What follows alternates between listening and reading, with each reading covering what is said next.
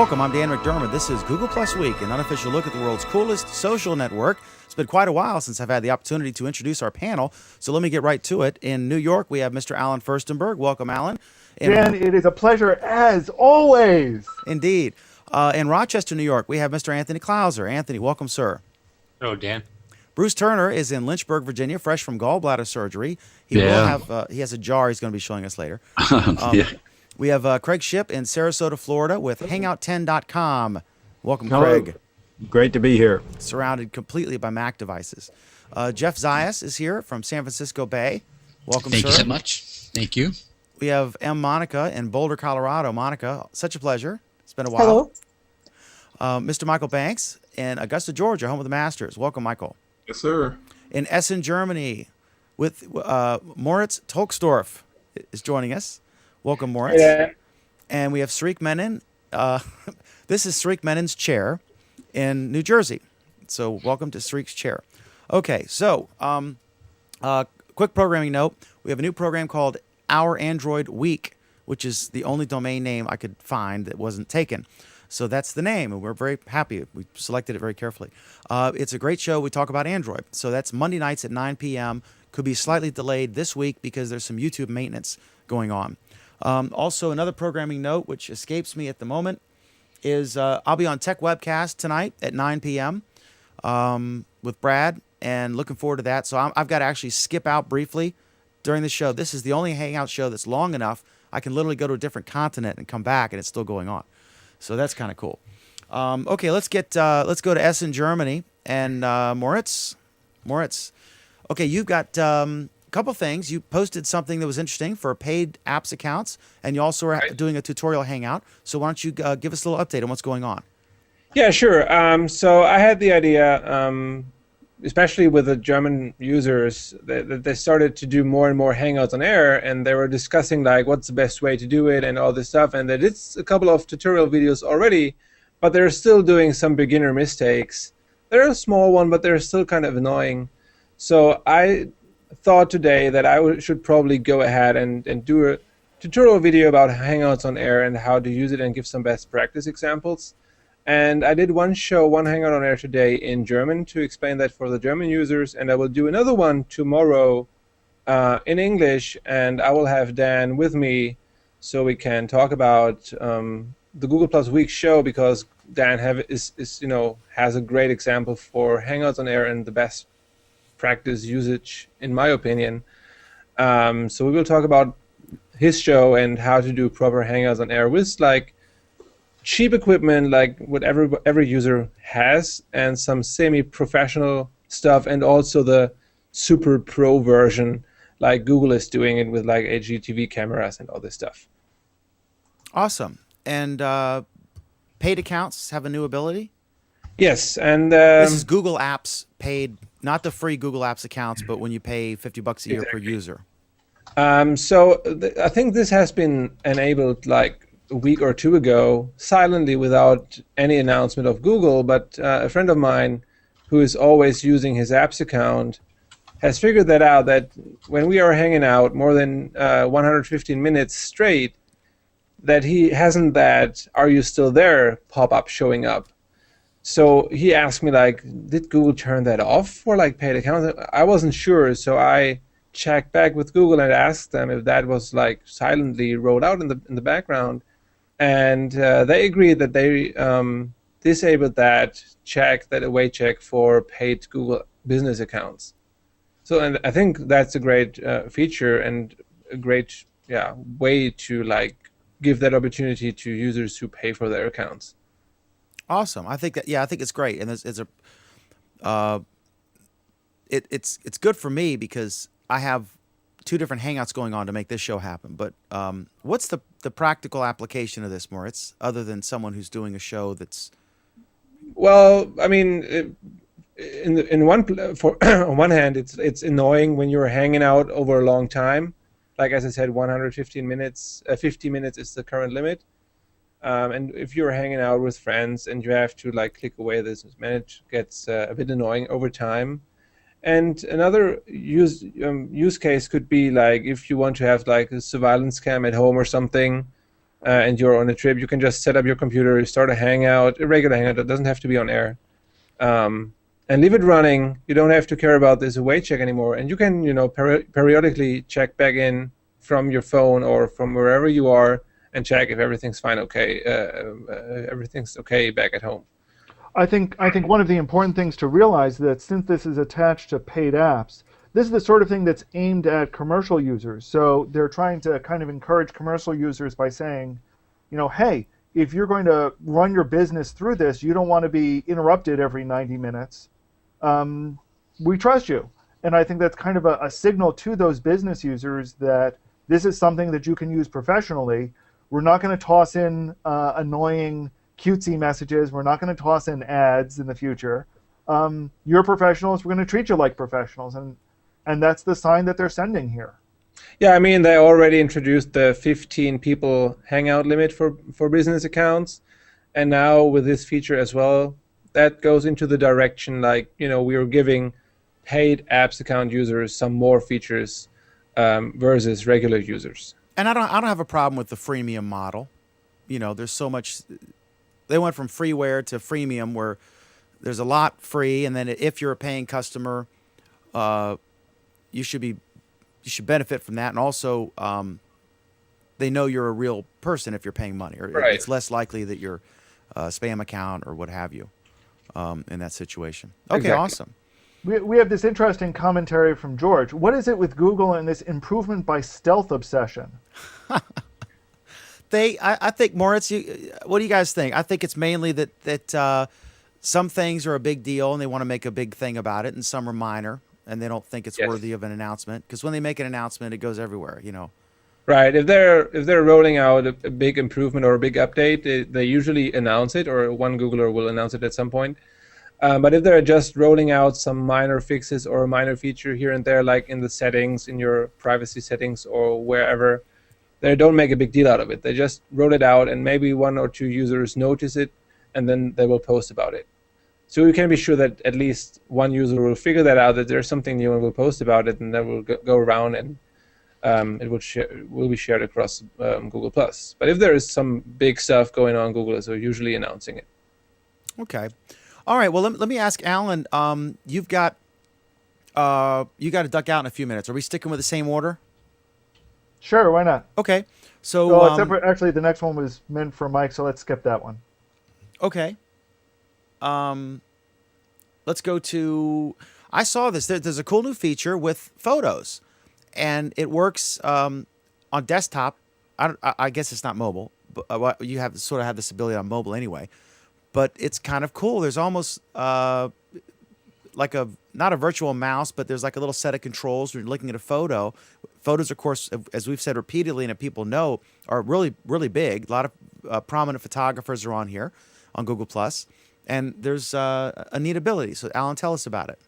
Sure. This was a new feature that they released within the past few days that allows you to look at a photo up close. Basically, zoom into it, pan around the photo, so you can get it in all of its nice, rich details.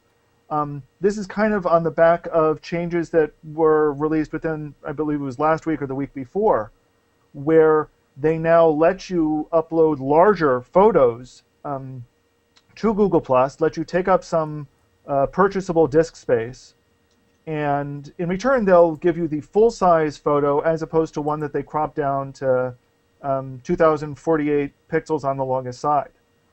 So it's clear these two kind of go hand in hand. The neat thing about this isn't just that they're giving this feature, but that it's very smooth and very easy to use. So if you want to zoom in on a picture, all you need to do is start scrolling, and it'll start zooming in. And then you can just simply drag it up and down. It's nice, it's fluid, it's smooth. It's a feature that people have been asking for a long time. And here they are delivering it finally. Awesome. And this is one they announced, I think. Yes, they did announce this one. Okay, let's go to Monica. This is neat. There was a story. Fast Company did a story. Tell us what it was about and what your thoughts are. Yes, this is titled Proof Plus One. Proof Google Plus Will Prevail. And this is kind of in response to earlier stories suggesting that Google Plus was not as powerful as Facebook. And this is basically, responding to that story and saying that Google Plus is actually very powerful, and that they have a very good long game, and that they're tying all their products together, which is true, and that Plus is not a competitor to Facebook, but rather it's the integration of all of the Google products. And so the people who are seeing it as a short-term competition with Facebook are actually viewing it in the wrong mentality. Now, Monica, let me ask you for your opinion on something.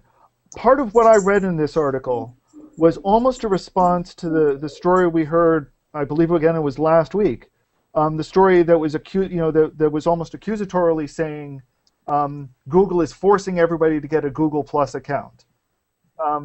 This one kind of takes the same thing and spins it from a different angle, saying, yeah, okay, maybe they are forcing you to get a Google Plus account, but you're going to want that. What do you think about that angle? And saying that that's a brilliant strategy. I think, I don't know, there are two sides to every,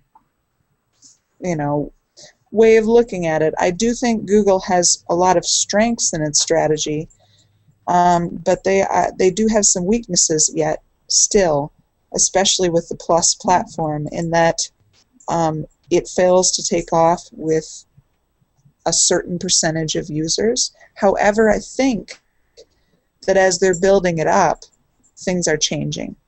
And they are making some integrations that help people take off here. But I think that, like we've talked about in the past, it's slow to come, but the fact that it is slow to come, I see as an asset. I don't like when companies make very quick, short-term moves, and Facebook is notorious for doing that. How do They're you notorious. Sorry, what I was going to ask is, how do you feel the various other silos inside Google are adapting? I mean, I've been a strong critic that some of them are adapting very slowly and some are adapting very poorly. What's your feeling on that? And again, how does that, that's something we've touched on a lot. It sounds like this article is starting to bring that to more people's attention as well. What are your thoughts there? Well, slowness can be a strength. We live in a world where we expect immediate change, we expect everything, and we expect it now. But in reality, that's not always the way that things can happen. Facebook seemed to have taken a look at Pinterest, found it to be immediate competition, decided that they would change their entire layout and format to look like Pinterest, and irritated a whole lot of people. In my opinion, doing things like that, changing your whole outlook and the way that you operate just because you're threatened by a competitor, is really not a good way of doing business. Google does not have that going on. They see their main competitor as themselves, which is a real strength. So if Plus is a slow starter, then it's a slow starter.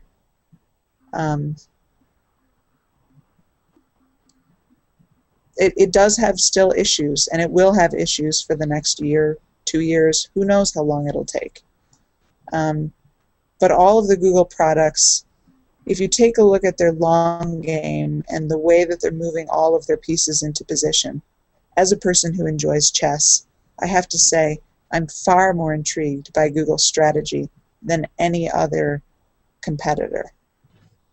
They don't have any competition, in my opinion, if you take a look at the long game.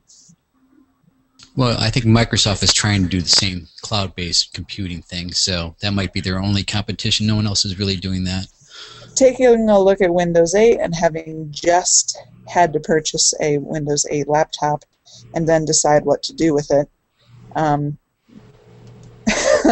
that's a major flop to recover from, but it's possible. Are you a fan of Windows 8? Well, no, I'm just saying that they're moving in the same direction as a company. All these different cloud-based services, and then bringing mobile and desktop together and bridging the gap. That's what they're not betting the farm on, but that's what they're committed to doing. So Microsoft is definitely committed to doing that. I don't know if they're thinking long term. Yeah, I think they've made some major strategical errors. There's a link I've put in that'll come into play. I think they have to think long term because they're so far behind in the race. It's going to take them a long time to catch up. Well, they were farther ahead. They've lost a lot. Okay. Maybe we should do that link next. Let me hand the reins over to Bruce Turner for a bit. I've got to do Tech Webcast shortly. So, Bruce, welcome, Bruce. Thank you. It's great. And I will confess to being a lover of Windows 8. I don't understand what all the rub is. I understand a lot of the bad posts have to do with RT Surface tablet. I wish people who would blog about their distaste for Windows 8 would be a little more specific as to whether they're trashing the Surface or they're trashing the desktop version of Windows 8. But I use it and I like it. So one of the stories, the next story in the list was one that I found. I thought this was quite interesting. I like trying new things, beta things. And so on the Chromium blog, they provided a link. You got to go to this Google Chrome release channels, and there's a little link in there. And if you click on that link, it'll take you to dev.chromium.org, getting-involved/dev-channel. And you see all these Chrome release channels. Well, down there, along with Windows and Mac, is Android.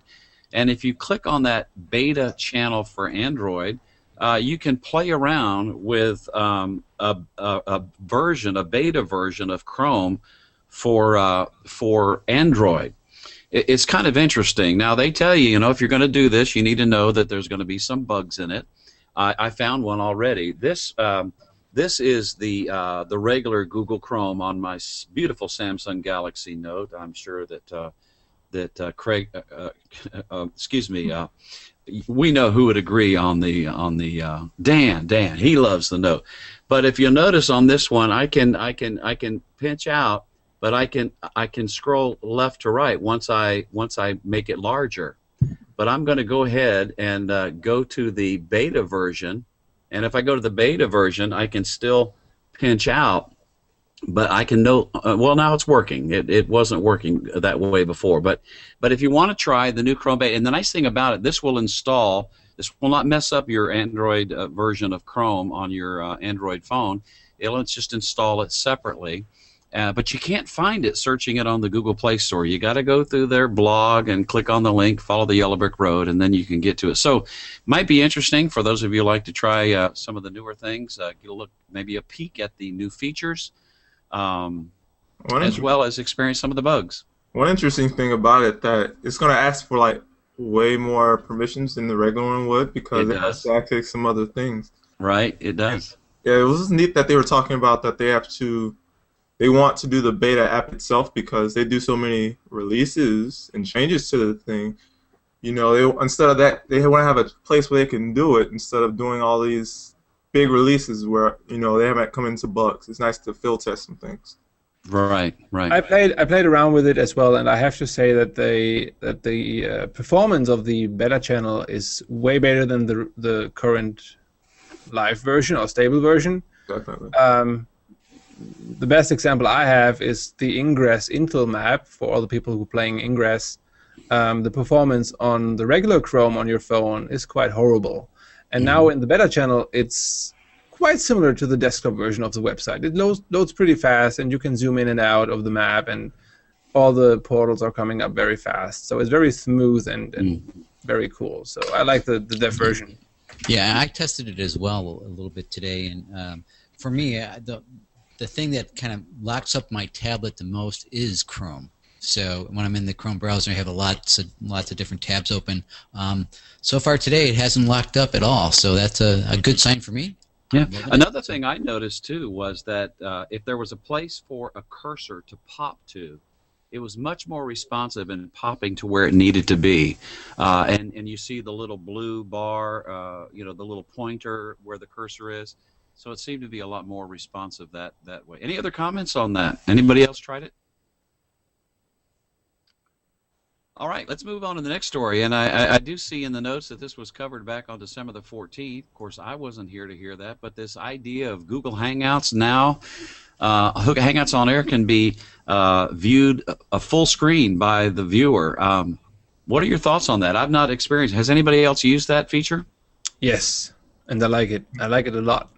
Okay, what do you like about it besides the fact that it's full screen? It was a highly requested feature by a lot of users. From what I can tell from the support forums, a lot of people were asking for that. Mm-hmm. And I mean, if you're alone in the Hangout and you just want to demo something or want to talk about a specific topic just on your own, it was always annoying that you had the film strip with just you in it, blocking so much space. And now you're able to have full screen as long as you're alone in the Hangout, or use the cameraman app to hide all the other participants.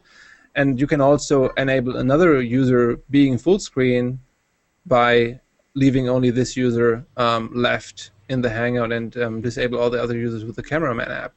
So this is pretty cool, and especially, for example, if you're presenting some stuff with presentations or want to show a video or screen share or whatever, you sometimes need just a bigger video screen and don't waste the space with the stuff and the film strip and all the stuff around the actual video feed. So I'm sorry, and that's what Dan's doing right now. I mean, because he's just one person in the Hangouts full screen, and he's piping this other Hangout into it.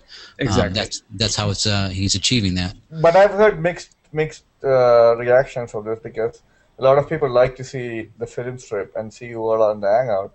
So, for example, I've seen comments on the YouTube video, which we, going live right now, people saying that it was nice to see the film strip at the bottom. So I think people have mixed feelings for that. I mean, just my opinion. Just a comment from the YouTube from Chuck Cortez. Say, I thought Chrome updated automatically. My portable version updated, but my desktop version didn't. Now, as far as I understand with Chrome, they all update automatically, as long as, but the beta thing is more of them working on it while it's already updated. So they're working on this other one, ironing those bugs out. Then they're going to push it over to the regular Chrome, and then it'll update just the same as the regular does. Yeah. The Chrome on desktop and on your phone are separate. You can't compare that directly. The Chrome desktop version does not update automatically, as far as I know. I mean, it does when you restart it. Yeah, it does. You don't have to actually accept the.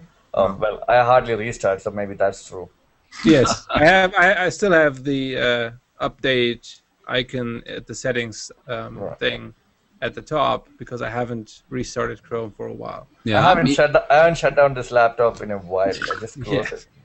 Yeah, I use the developer version of Chrome, much to the concern of our IT department, who has done all kinds of things to block our use of it. But when there's a new version of this developer version, I see a little notification on those little 3 chevrons that are up in the upper right-hand corner, and I go ahead and update it. And I do restart every day. Back to that full screen thing, one of the things I liked about it, and I think is good, if I, as a YouTuber or a Google Hangouter, just want to do an update, kind of a news flash. Hey, I just want to let everybody know that this is happening, or we've had a change in our schedule.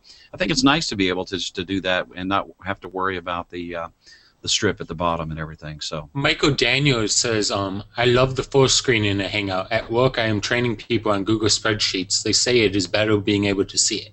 Yeah, yes, there you go. That's what I said. If you were screen sharing any presentation spreadsheets or whatever, it's better to have it full screen so people can actually read what you're showing, instead of having it in a bit smaller video pane when you have the film strip enabled. I think not having the film strip just makes it look more professional. Yes. Yeah, and just remember, I don't know if we mentioned this, but you can achieve it with the cameraman app as well, right? You can move everyone behind, and that would do the exact same thing. So yeah. Right. Well, this next story is interesting, and I discovered this. I like Google Voice. I use it often, but I use a lot of transparent in the background. But today I was at a coffee house working off site, and rather than having my business extension on Cisco forwarded to my cell phone number, I forwarded it to my Google Voice number. And I noticed when I went to Google Voice, I had this pop-up thing that says something about Google consolidating contacts and voice contacts. And Mike Ellis put this story in there. It's kind of interesting. And when you go to the link that was provided, you can try it by clicking on another link. This about the new contact experience, and it's interesting. What's Google have in mind in bringing this innovation and connecting this all together with voice and contacts?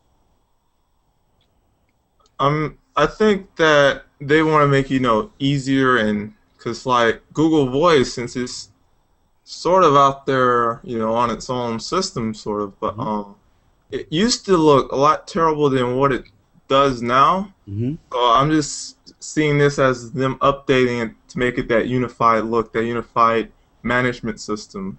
That's the way I view it. I like it. It's kind of interesting. Just out of the Google world for just a minute, Skype has come up with Skype 6.1 as a beta download. I'm using it, and by the way, those of you who do use Skype and do use XSplit or Wirecast or VidBlaster as a virtual camera, all three of those do work with Skype 6.1 beta. But Microsoft has now included some integration with Outlook. So you have contacts in Outlook, and now you've got some of this Skype integration and being able to make a call from Outlook, and now you have this amalgamation of contacts, Google Contacts, into voice. So I think it's a good thing. Anybody else have Now, Bruce, real quick question on the contacts. I'm looking at my Google Voice contact screen here, and it doesn't look any different to me. I've had my contacts there where I could search by name and then click and call them. I've been like that a long time. What is the change that they've made? Well, Moritz, maybe you can explain that better, or what was the question? What exactly has happened with this merging of let's see, get back to the storyline of consolidating contacts and voice contacts? Yeah, because the reason I asked the question, Moritz, is I'm looking at my contact screen now, and it doesn't seem like it's changed. I mean, I was always able to keyword search and pull up a contact and call them, and they seem to all be there. I what think has changed? I'm not sure if about the what's the word? Like combining both lists. I mean, I just like in March last year, I created my voice account, so I haven't really used it or played around with it. And from what I can tell, and from my contact list, they're both the same. Like in Gmail or in Google Voice, I have everywhere the same contact list. And that's the thing, though. It used to be separate. They didn't used to be, and then, I mean, it looked a lot older. It looked, dated. It used to be like when, like a couple years ago. Maybe that's like from super old voice users when they were one of the first users who signed up for Google Voice. Maybe they had this separate contact list, and now Google is kind of merging them together. Well, mine's been that like might be the this. case, but if you just created recently a Google Voice account or a Google Voice number, they already pulled up your current contact. Yeah, Michael, we have a Michael Ellis, pointed out some of the changes too. He says we have one set of contacts now. The user interface was annoying and only slightly different, and the call/SMS from the address book is way better now, way better than Skype that way. Okay. Yeah, it's interesting because mine's been pretty good for as long as I can remember, so I don't know. Yeah, I've been a Google Voice user since 2010, I think, when it first came out, and it was really dated. I mean, it looked terrible. But that was before they rolled out all these new, that one interface that seems to be going around now, and I'm glad they updated, and they merged it. I don't know how I feel about that. Maybe I got lucky and got it early. Some people like to keep their contacts, separated if they use Google Voice. I don't know if I feel good that it's merging. I don't know. All right. Anything else on that? We all agree. It's great. Yeah, it's moving in the right direction. Alan added a couple stories, and this one that comes up next has to do with CBS. Google deploys Wi-Fi around its New York City Chelsea neighborhood. Google offers free Wi-Fi in New York City's Chelsea neighborhood. Google said Tuesday it's teaming up with a New York City neighborhood business group to provide the company's first urban Wi-Fi network. Is this a sign of things to come? What do you think? Have they specified how fast it's going to be? I'm not sure. Well, I think that's our next story. So. Okay, I mean, I think it's. I haven't heard anything about the speeds, but I have heard that they don't put like, you know, one of the landing pages on there. You got to press enter like you do at McDonald's Wi-Fi. I heard it's like once you connect to it, you're on the internet. Mm-hmm. There are some places in New York as of now which has like free public Wi-Fi. How is it going to be any different? I mean, I would be really happy if it's really fast, lightning fast, free Wi-Fi. And I'm glad. I mean, I think the people who live in that area will be very glad too. I'm looking at rental prices going up and subscription for Time Warner cable going down in that area. Well, I think it's great whenever, you know, Wi-Fi in general is offered in public spaces, whether it's pay or free. But it's exponentially better when, you know, a company comes in and says, hey, we have free Wi-Fi and you can use it. And it sounds like it's not just going to be in, you know, a specific location. Like some companies will provide free Wi-Fi to maybe like an airport or such. But this sounds like it's going to be in more, you know, semi-random locations in an entire neighborhood instead of a specific location. Right. In Lenore, North Carolina, where they have that data center that they did the video tour of some time back, part of the deal when they put that data center in there, they provided free Wi-Fi for Lenore. It's a small town there. We used it a couple of times, and it really wasn't that great. Wasn't very fast. The coverage in some of the areas, like we drove around the town and tested at various places, pretty marginal. But we saw the repeaters up on the phone poles and so forth. They definitely put it in there. But maybe they have some fine tuning to do still.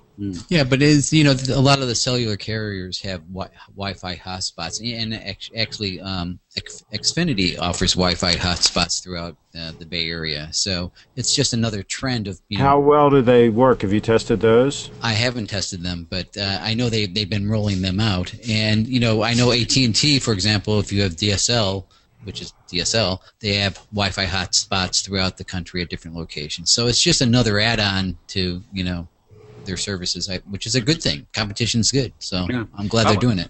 I was in a town in Central Florida one time, and this has probably been a couple of years ago. I believe it may have been Mount Dora, if I'm not mistaken, that had a Wi-Fi in the downtown area. It probably covered maybe 4 or 5 city blocks, and it was convenient to be able to connect to that. Now, Anthony, you were alluding to the next story that's kind of linked to this. You know, I'm thinking about Kansas City, here we come, but maybe New York City. Google hiring for sales rep, Google Fiber in New York City offices. Kind of interesting. Are they going from Kansas to New York City? This is quite a jump. And right. Yeah, to go from, you know, Kansas City, which is, I mean, Kansas City is a major city, don't get me wrong, but to go from Kansas City directly into New York City, which New York City is the largest city in America, right? Not Los Angeles. I think Los Angeles is actually. Well, anyways, New York City is such a large city. Population density, they're much more dense, you know, right. Manhattan and so on. So going from Kansas City to such a high density, high population city as New York City is, you know, would be a major jump. And the interesting thing, though, I found is in the description for the job application, it's talking about how basically it's going to be apartment buildings and let me try and find this. So like small businesses, multi-unit dwellings, and restaurants and hotels.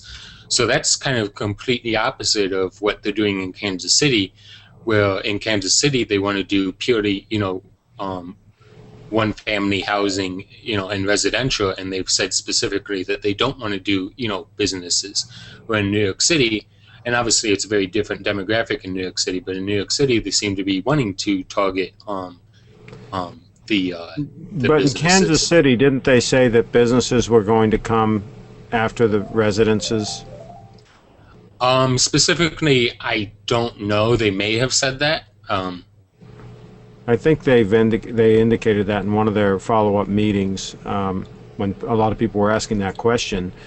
I'll tell you what, if they run fiber into New York City to any great extent, that will be huge. I mean, yeah. Just to clarify, New York has a population of 8,213,000. And Los Angeles is 3,794,000, so it's not even close. New York is the biggest metropolitan area in the United States, so yeah, they're going to get a lot of bang for their buck there, huh? Michael, you got a comment?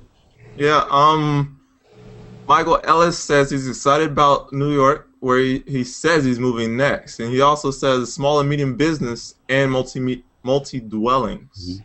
Yeah, I just like to suggest, this is interesting. As a fiber sales representative, and I manage a remote sales team for a healthcare company, I think Sreek, he lives in Jersey. I think, Sreek, you ought to toss your name in the hat for this. What's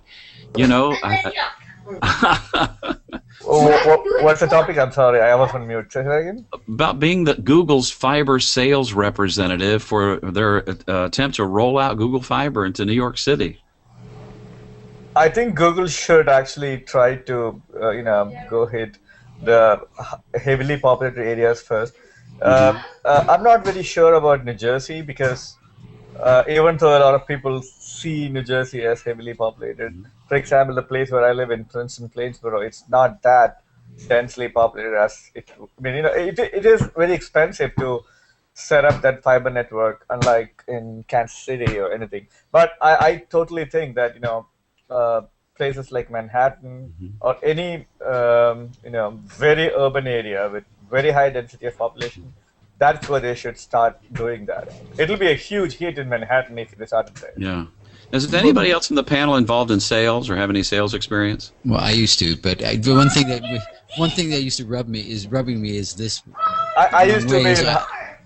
Is that here I live in the Bay Area next to Google, and they're offering all these great fiber locations not in the Bay Area first, which is kind of, I don't know why they're not doing that. I have no clue. Well, one problem might be regulations and whether or not those communities will cooperate. I've long heard cellular companies complaining about not being able to put up towers in San Francisco and all kinds of regulatory hurdles. So they reached out to communities and they said, who wants to welcome us with open arms? And it was Kansas City. Yeah, but you think of it here, Apple, Mountain View is Google. They kind of control the city. Right, and all of those. But you're talking about a big government, big regulation state, and there are probably a lot of problems with that. Well, Google was able to use the Ames Research airstrip for their jet. So there's a big difference between that and running cables all over the place and having access. But they have a lot of pull. You got to give them that, right? But they have a lot of pull. I would say though that can be quite a hurdle. I would say that there's no incentive for Apples and Googles and all these other large companies in Silicon Valley because those companies already have incredibly fast connections on their campuses. So they don't need to. No, but he's talking about rolling it out to the population. Right, and that's what I'm saying though. Is the companies already have the massive connections, so they don't have a large incentive to bring it to the residential people around them. Yeah, but they have the large incentive to give it to their own employees at their houses and stuff like that. And it's not just Google, right? Say, for example, in Seattle, and I think a few other cities. The gigabit internet is already being rolled out by different companies, right? Google is a trendsetter. And talking about marketing, I used to do hardware sales a long time back. So yeah, if Google wants me to sell it in Jersey, why not? Is this Google Fiber representative going to have some great negotiating skills. I mean, New York City. I mean, can you imagine the challenge that is? You know, the interesting thing is, Come on, the people are going to say, take my money, just give it to me. Absolutely, absolutely. I solidly think that it's going to be a big hit. Yeah. New York City is going to absolutely buy it. Go ahead, Monica. I think they might have a harder sell than they had in Kansas City. I mean, if you look at the details of the sweet deal that they got handed in Kansas City. Yeah, you're not in Kansas anymore. Well, it all depends on the price. And because it all depends on what they're offering. But if they could offer something at anywhere near the kind of pricing that they're offering in Kansas City, of course, they're not offering it to commercial yet. But let's say it's double the price for commercial. For a gigabit up and down, my gosh, the companies will jump all over that. Even then, if you look at the return of investment, I mean, the amount of infrastructure they have to lay out and the number of connections they're going to get in New York City as opposed to even Kansas City, right? It's unbelievably big.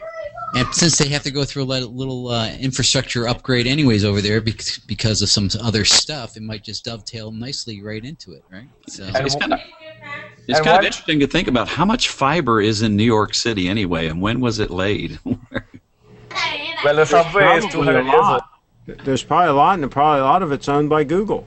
Yeah. But again, it all comes down to the regulations and whether or not they're going to cooperate with them. And well, you know, the interesting thing is that the building that Google owns in New York City is where all the internet, like, centrally comes into. That's exactly the building where all the internet in New York City centrally, terminates. Mm. So, it's a hub.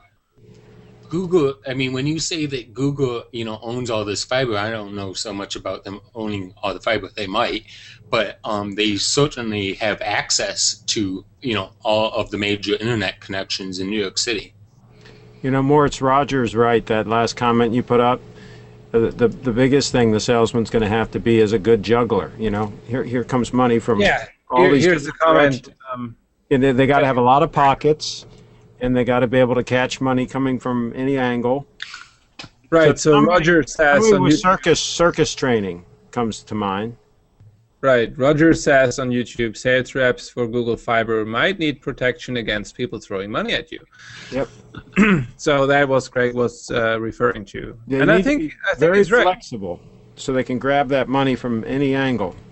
Right. I mean, if I first heard about the Google Fiber project launching in Kansas City, and I live in Germany, and I was like, dude, that's some awesome stuff they're doing there. I want that, gigabit connection over here in Germany. We don't have that. We have like 100 megabit per second, at least, or 120, 150, but that's the max we have for now.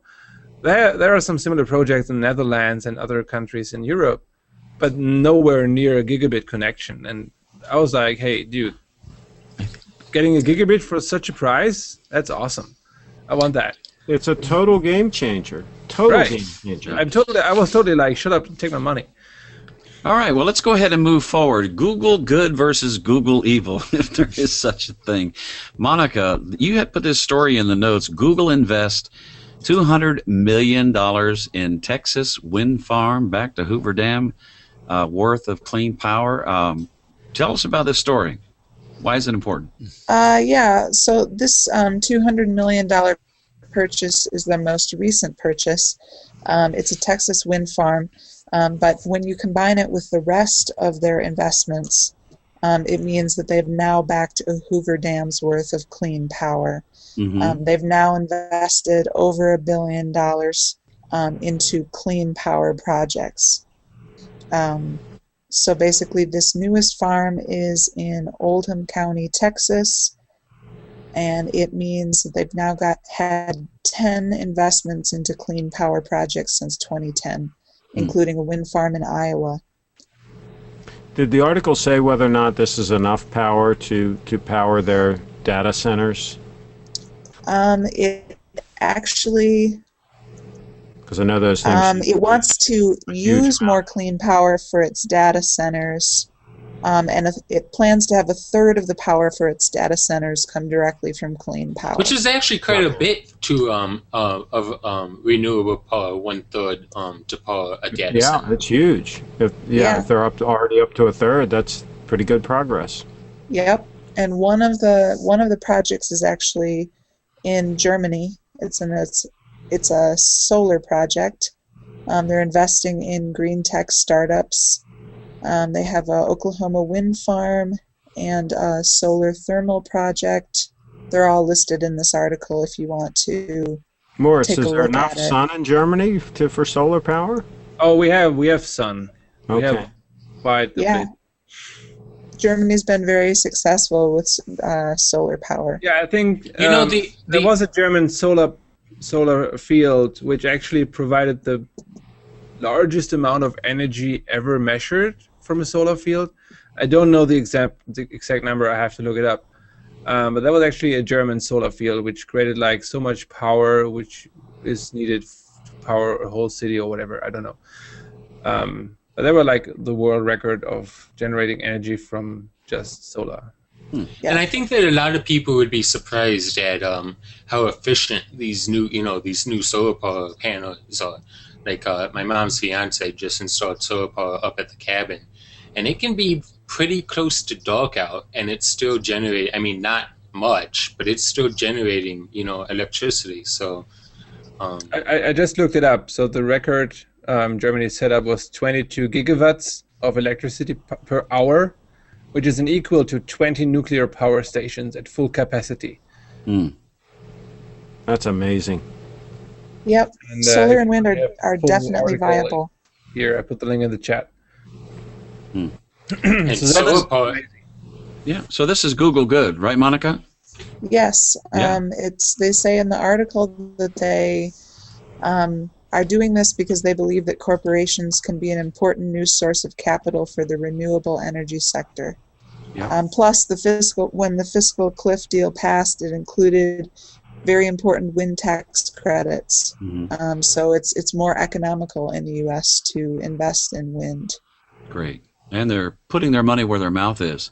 What about this next story, Monica? Eric Schmidt ends mysterious North Korea trip. A lot of talk about that when it first happened, why they went, what they were hoping to accomplish. It's a great story, though. Tell us about it. Well, basically, I think they are taking advantage of this transition of power in North Korea and hoping that this the son of Kim Jong-il, which is Kim Jong-un, I believe, might be more open to understanding the benefits of being open to technological progress, for the society. And he went as a private citizen. Google did not comment about the visit, and the State Department was actually actively against it. But they technically have to be, because they can't be encouraging private citizens to go over there, because they're currently holding an American hostage, which I gather, the article makes reference to that, and they don't know for sure whether that was part of his motivation in going over there. Mm-hmm. Americans have gone over there before, but the standard routine, I have a friend actually who went over there years ago and was given the official tour. They're very just about what they will let you see and what they won't. It's a very strange society. But basically, I guess he wanted to make the advantage of investing in technology clear, and hope that maybe they might take that hint. Yeah. Great. Well, Google Plus Week is really glad to welcome Dori Storbeck. Dori, I've not met you before. My name is Bruce Turner. I'm kind of in this intermediate host position while we're waiting for Dan and Alan to come back. But welcome. You're a Google Community Manager.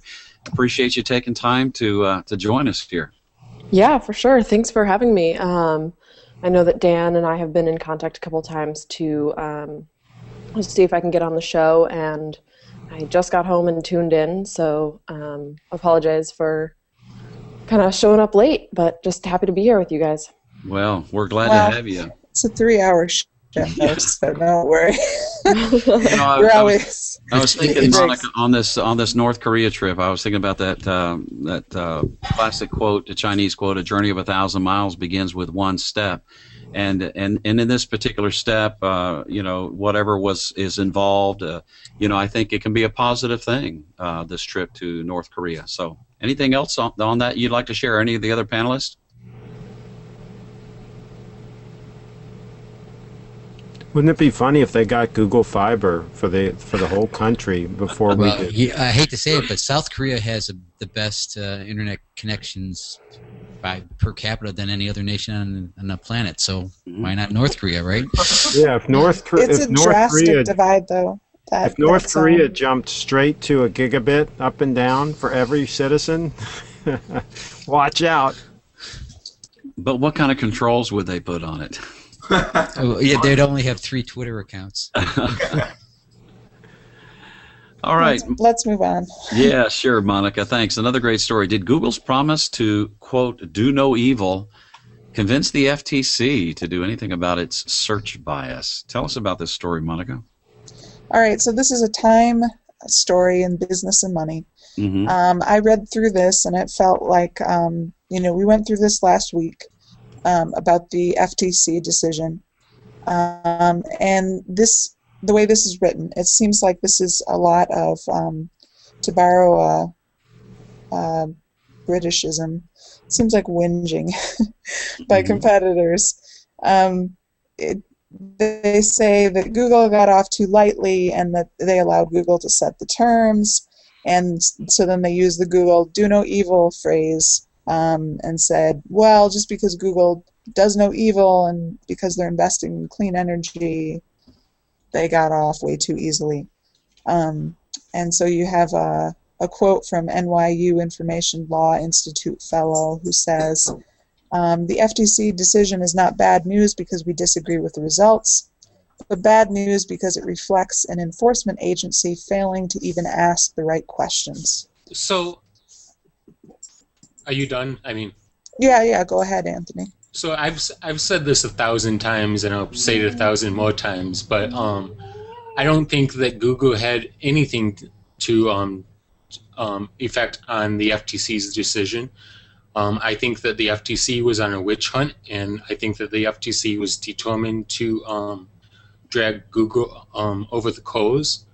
And I think that a few congressmen tapped the FTC on the shoulder and said that if they continued with the witch hunt, that Congress would have to take some serious actions and serious looks at the powers that the FTC has, and potentially take some of them away if they felt that the FTC was overreaching. And so Microsoft would have you believe that Google flexed their muscle, but I think it was really Congress that flexed their muscle. Yeah. What's the rest of the panel think? Monica, do you agree with the premise of the story? I don't agree with this article at all. Okay. I feel like this article is really just complaining, and one of the first comments says, if you don't like Google Maps being the first search result for locations, then don't use Google. You have that option to go to Bing or another search engine, and it's really a. I don't feel that there's any. But you have to remember that's why you had that option, and that was because of Microsoft's, was pulled. It had the Internet Explorer as the only option on their desktop, and they were deemed in a monopoly for doing that, and they had to allow for different Internet browsers to be there. So they're looking at it like probably, hey, this happened to us. Why can't this? The same thing happened to Google, and obviously it wasn't the right. It's the right decision what they came up with, but their logic was just a little bit off. Well, like Dan will tell you, over and over on this specific subject. Walmart has their own house brands, and grocery stores have their own house brands, and all these different companies have other different home products, even if they sell other companies' products. And when they have their own products, they prominently display them, like in a grocery store on the middle of the shelf. They don't put them on the bottom of the shelf. They don't, spew them, in, one up in the top and one down in the middle and one in the bottom. They all get, the most prominent space. And if I was Google, I would, want to be putting my products, on, in front of the customer. And in my opinion, as the customer, if I'm using Google to search for things, I want to come up, I want to get, Google Maps as the first result. Even though, occasionally when I'm not using for directions, I actually like using Bing Maps more. But I want Google Maps to be first. I want, Google Translate to be first. I want, the Google products to be first because I trust Google. And if Google has a product, I want to use the Google product because I trust the Google product, at large. And occasionally, like I said, with, like Bing Maps, I like the, the bird's eye view more than, the satellite, views that Google has.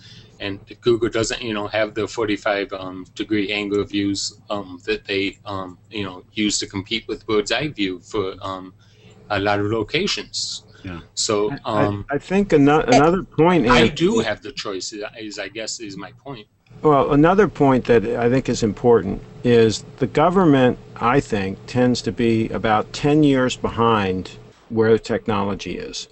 They're sitting here looking at primarily search in the browser, is what we're talking about here. And in my opinion, search in the browser is the old way of doing things. It's on its way out. And there are going to be other ways to search. There's going to be all kinds of mobile ways to search. On my iPhone, I can use Siri, and Siri can access all kinds of things to get information, right? We can search on Facebook. That has nothing to do with Google. There are going to be all kinds of ways to connect with people and to find products and services and so forth that have nothing to do with searching in the browser. So I think the government is kind of like way behind on this, and it's going to be a moving target. And 5 years from now, we're going to be saying, what were they thinking? That wasn't even the way people are going to be doing searches. Hey, let me. But in summary, I just want to say that this is. I don't feel that this is a legally valid claim. This article, because antitrust, in anti-competitive law, what does it exist for? Is it existing to protect us as consumers, or is it existing to protect the competitors? It's supposed to protect. Competition supposedly breeds, better results for the consumer. So they're always constantly looking to do that. Well, let me ask this question, especially since we have Moritz and we're pleased to have Dori with us. If this is something you can speak to, but I'm just kind of curious, what's the water cooler talk like when stories like this come out about, the FTC and some of these things and search bias and everything? What's that like? I mean, you're obviously not speaking any kind of an official thing, but if you're an employee of Google, what's the water cooler talk like on stuff like this? I mean, that's a great question. To be honest, I think it really depends on kind of the team that you're on and what the focus of these types of issues are that are going on in the public sphere. So I know, like, for this specific issue, that wasn't anything that my team or direct teams close by me, were having. There weren't any, like, major conversations about it that I heard of. You hear a little bit of chatter here and there, in between, but for two people or so. But right. So I think it really kind of depends on the team and on the nature of the subject matter. Mm-hmm. Yeah, it's kind of interesting. I work in the healthcare industry, and of course, with the Affordable Health Care Act and everything, there's always conversation about, okay, what year is it? What happens in 2013? What happens in 2014? How's it going to affect our business model and things like that? So I'm sure it's some interesting conversation. Moritz, do you have any comment on that before we shift gears here? No, I can't really comment on that because there is no water cooler talk for me yet at this point because I haven't really started at Google yet. Oh, that's right. In Germany, they have beer stein talk, right? Yes. I actually have a That's comment. more like, my sister-in-law works for Google, and she's a recruiter.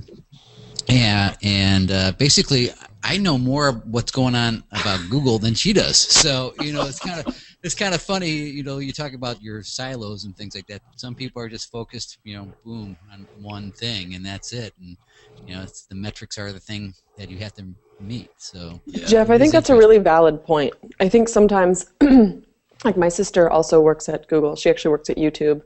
And sometimes she's got more insight into like the more googly things that are going on than like the YouTube things. And my parents too are kind of plugged in now. So it is really interesting kind of how you can get in the mode of being surrounded by the company and being part of the company and not necessarily always seeing kind of what's going on outside and what other people are seeing. Yeah. Moritz, you had something else you were fixing to say. What was it? No, I was actually done with my not so valuable comment. All right, Bruce pushes. It seems like to me, Bruce, that the bottom line is Dori and other people working for Google, they're probably worried about improving the product and putting out fires and handling issues and all because, quite frankly, they don't have a monopoly. They do have threats coming from different directions. Mm-hmm. There are people out there trying to knock them off the top of the heap as far as search goes. There are people coming up with other solutions and things we probably don't know about that people at Google do know about. So they're not fat and happy like Microsoft was back in the day when they may have really had a monopoly.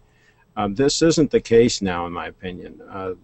There's a lot to threaten their dominant position in search, and I'm sure that they're more concerned about that and improving things and dealing with issues than some FTC case. Okay. I'm not entirely sure I agree there, Craig. I mean, part of what we've seen from Microsoft and part Alan, of you're quite low. You're Your audio's very low. How am I now? Go ahead, Alan. Can you hear me this time? Yes, go ahead. Okay. I think part of what we're actually seeing is the fact that Google doesn't want to become another Microsoft. They don't want to fit into this very narrow niche of search, and that's what we're seeing now, and that's why there's this pile of confusion. Is everyone is worried that Google is using their dominant position in search to take over other markets where they didn't have a presence before. And I think what Google's demonstrated is that, hey, they can take over other segments of the industry without having to use their dominant search position. We saw that in Maps. We're seeing that in Android. I think everyone's worried that we're going to see that in other places, too.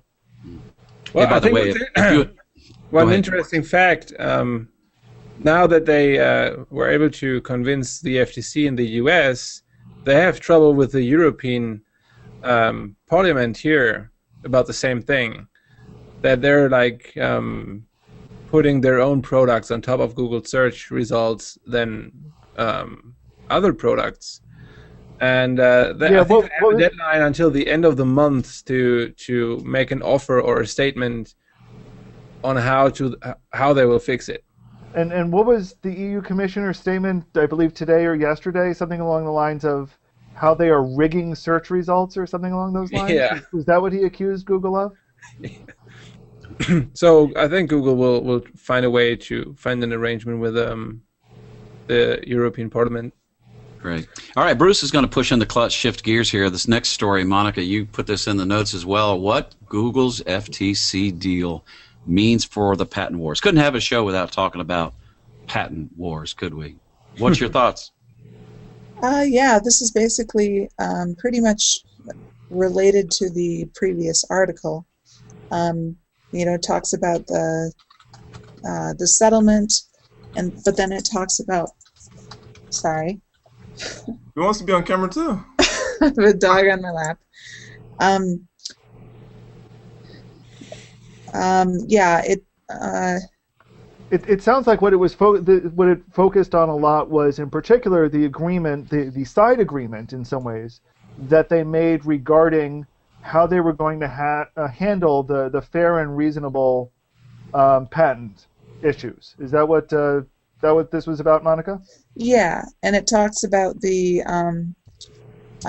what it means for the patent wars overall and going forward. and it gives you a bit of the history. Talks about Google's acquisition of Motorola Mobility, why, and it talks about just, it's a good overall article to read if you want to know about the history and, you know, what the acquisition will mean for this going forward. And it says that the deal with Google offers another ray of hope for those who'd like to see patent de-escalation. And I apologize again for the dog.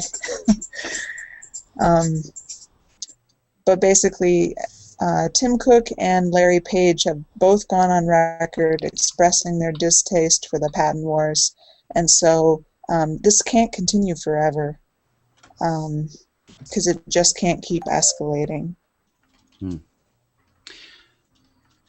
All right. I mentioned earlier in the show about Skype 6.1. By the way, if you install the beta version Skype 6.1, you will be asked to make MSN your homepage and Bing your search engine. So be careful if you install that, not to make that slip up. So hey, it didn't ask me that, actually, when I did the upgrade. It didn't? No, it did not. Oh, it did me. Yeah. Maybe because I was upgrading. Alan, we're glad to have you back with us, and of course, since you've been gone, we've been pleased to have Dori to join us. So I'm gonna kick off this next story. I'm gonna pass the gavel to you, if you don't mind. Sure. All right.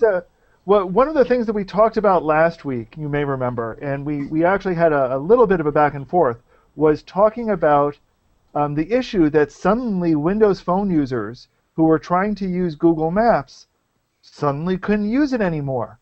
And a lot of people said, well, hey, did we actually use it before? I don't remember. And others were saying that Google had made these changes and were redirecting Windows Phone users because the experience of Windows Phone against Google Maps was dramatically poor. And you might remember I made some very loud statements that if Google isn't following standards, they should be.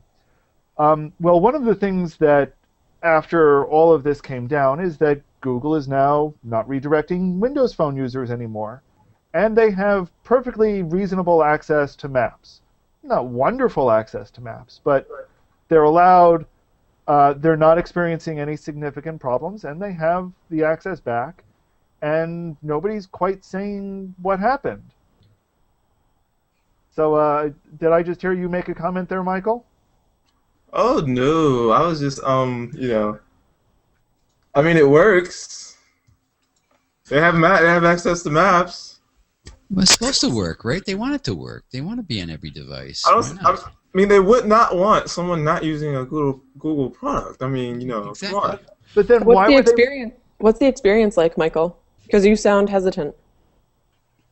I don't. Well, he's directing this because, like, you know, we were talking about some different things like YouTube, stuff like that, why they haven't made an app and all that. But I don't even have a Windows Phone device, so I don't. That's even because know no one has a Windows Phone device. Which is why I Let's ask don't think Nokia. they have to create a unique experience. I think the web version is adequate, and now they have access to it. But then why, the question comes in, why did Google block access to it for a week? Did it say block? They were redirecting people. People who were trying to go to maps.google.com got redirected to Google's homepage. And you assume that it's blocking. It could be maintenance. I mean, it could be they're redirecting for come on. Come on. I'm playing devil's advocate here. Come on. I mean, you know. What's the next story? No. Okay. We'll wind this down. But I think, you know, here's an example of a case where, you know, something was going on. Nobody's quite talking about what was going on. And I think it's legitimate to question what somebody's motives are. You know, I'm not going to say this was motives coming from... What? Go ahead, Jeff. Not everything is intrinsically evil. So, you know, it could be... Yeah, it could, right? It could just be a glitch, a blip that no one wanted to, you know... You know, as much as... If it was a glitch and a blip, then why is it that Google's public relations department said that it was intentional? Come on, now, no against any Googlers, but Google's PR area is not, you know, the best in the market. So you're saying they rank right up there with the marketing department? I'm not saying anything. As much as I hate to say it, I think that Google made a massive mistake in this. Last week I was heavily defending Google, but now with them so quickly taking a step back and removing the redirect, the price was some funky things, to put it in the nicest way possible, going on. But they put in the redirect. I think it was a day later they took out the redirect, and really, in 6 months, no one's even going to remember this. Well, in 6 months, somebody is going to remind somebody else on Capitol Hill about this. I'm sure you will, Alan. I'm sure you will. No, you know where my loyalties are, obviously. Of course.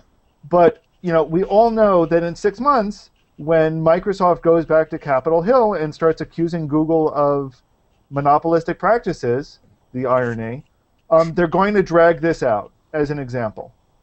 And it happened at the worst possible time, and it just doesn't put Google in a good light.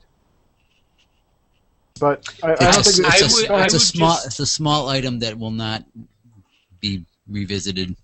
It will be, Jeff. We're going to hear it again. Only on this show. No, not on this show. Go ahead, Anthony. I would just, as my final thought, say that Google, or any other company for that matter, has absolutely no obligation to support any specific platform, or even, in my opinion, has the option of choosing to specifically not support a platform, as they may have temporarily decided to do with Windows Phone. I will agree with you there to a point. It's not their obligation to go out of their way to support somebody else's product. It is, however, I think, in their best interests to support open standards. And what they did in this case, what it appears they did in this case, was to say, here's a competitor's product who is using open standards the same way we're using open standards, and we don't like them, so we're going to block them. Yeah, and that I think is unconscionable. I think that's where Google gets themselves into hot water. Is they are about open standards, and where they're saying, oh, we're all about open standards, and then going, except for right now. Right, and to Google's credit, they do a wonderful job in pushing open standards, and I'm behind them 100% on that. It's when things like this come up that I think they're only causing themselves problems. I see Jeff smirking some more. Nope, Jeff's not smirking some more. Okay. Anything else? Otherwise, it's clear that we all agree on this. Yes. Absolutely. Hear. Next topic. So moving on to the next topic, we actually have, because we're a Google show, we actually have some non-Google issues that came up here, and I believe this was another one that Monica added regarding some new guidelines for mobile app privacy that come from California. Do you want to talk us through a little bit of them, Monica? Sure. I'm not responsible for the actions of my dog, though. Basically these are tips offered by the California Attorney General to mobile app developers.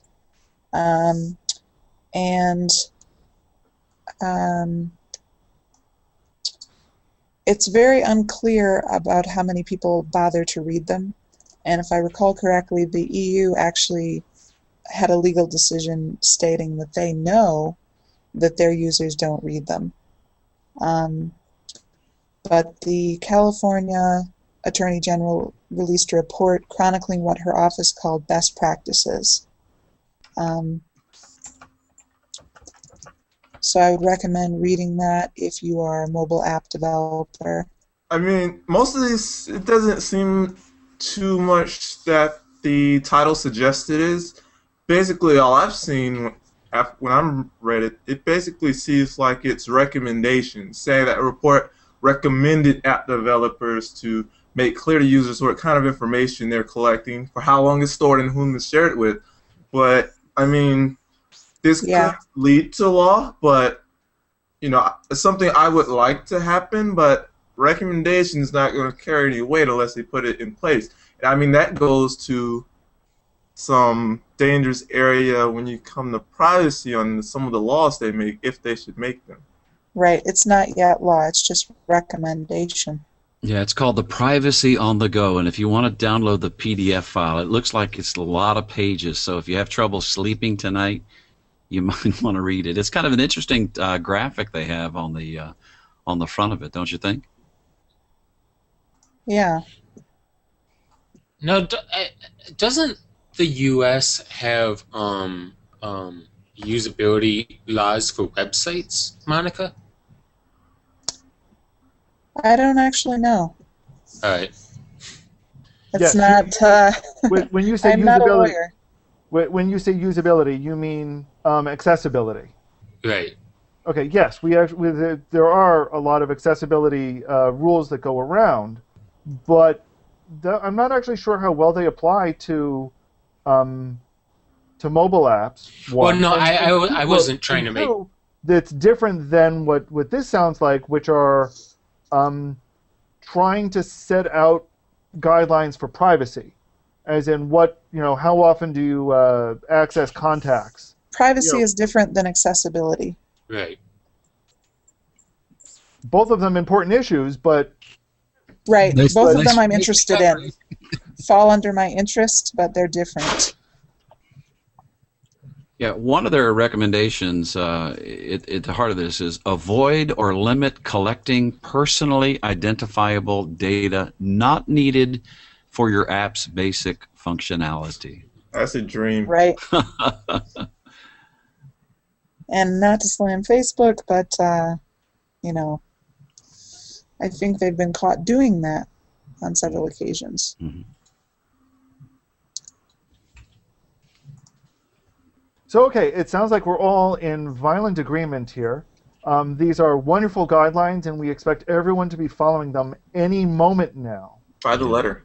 California leads the way, leads the nation. Well, we might joke about it, but I think these are, at the very least, the fact that somebody has started writing these down and is calling attention to them to the point where, somebody else can say, hey, here are these guidelines. Why are you not even following a single one of them when, they start talking to Facebook? I mean, when they start talking to assorted companies out there. Now, do you think that, California should be making these guidelines, or do you think Google should be, Android should be making these guidelines? Because Android has the, the developer guidelines for, how the apps in general should look, with like the Halo theme and, whatever else.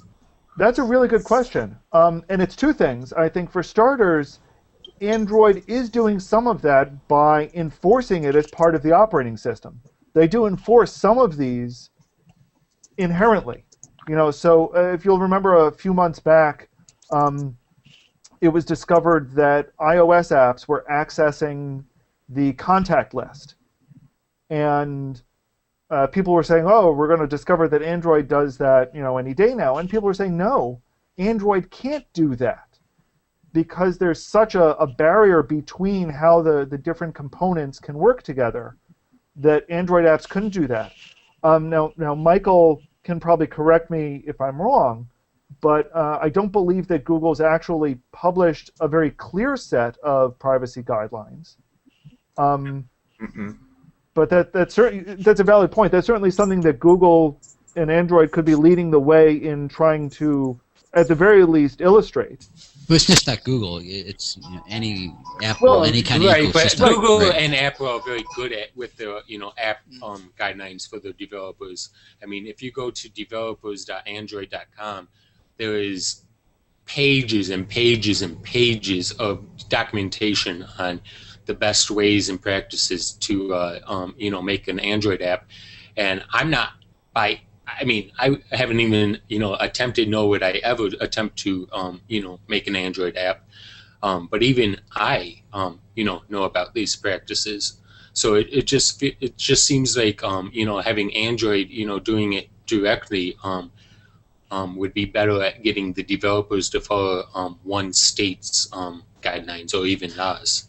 Yeah, I can tell you, I wrote an Android app about my airport noise thing, and then I tried to do one on iOS, and it was way harder to get it past iOS than it did on Android. It was much harder.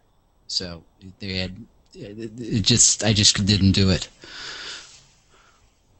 I mean, I'm just to give you an example, Anthony. I'm very quickly did a search, and the first thing that came up is the Play Store, the Google Play Developer Program policies, and one of it is that there are specific content policies, and under there is a bullet that says personal and confidential information. We don't allow unauthorized publishing or disclosure of people's private and confidential information, such as credit card numbers, social security numbers, drivers and other license numbers, or any information that is not publicly accessible. So, I don't know. Is that a start? It's something. It's a fake start.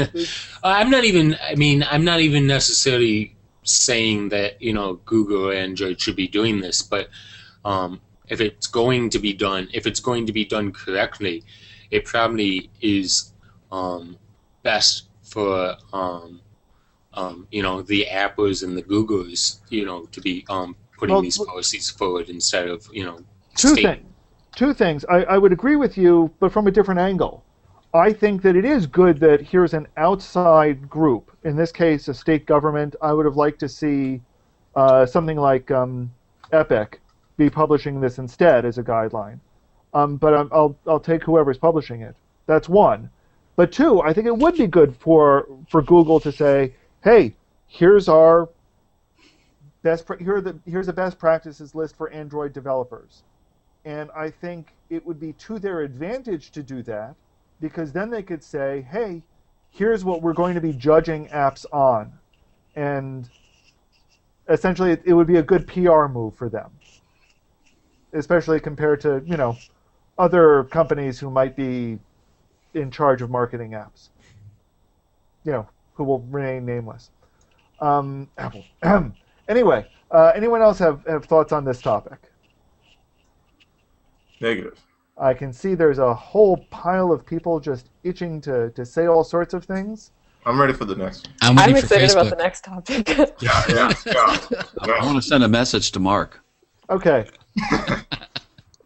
So you're going to send a message to Mark. How much would you pay to get a message to Mark Zuckerberg? $100. No. That's how much they might be charging. How much are you willing to pay is the question.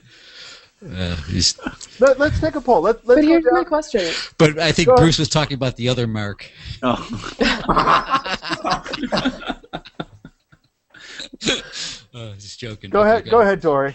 I was just going to say, my question is, what kind of an answer would you get back? Because if you're going to charge $100, the answer could just be like, hey, thanks, or like, hi, what's up?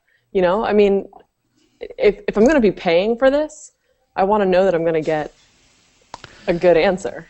So let's actually explain to anybody who might not know what we're talking about. You might remember, I guess a few weeks ago, Facebook announced that they were going to be starting to trial a policy where if you wanted to send a message to somebody who was not a friend of yours, they were going to charge you $1. And they kind of spun this as an anti-spam effort. Well, today apparently somebody went and tried to use this feature to send a message to Mark Zuckerberg, and we're told that it would cost them a cool $100.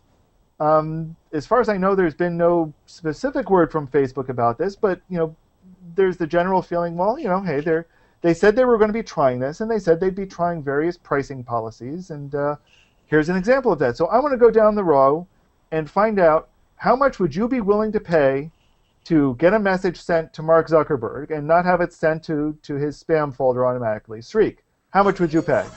$10. $10. This is not Price is Right, I will remind everyone. Michael, how much would you pay? I would have looked at the thing and I would have said, man, are you crazy? I wouldn't pay nothing. So we have the token 0. I'm cheap. I'm a cheapskate. I ain't paying that. Monica, how about you?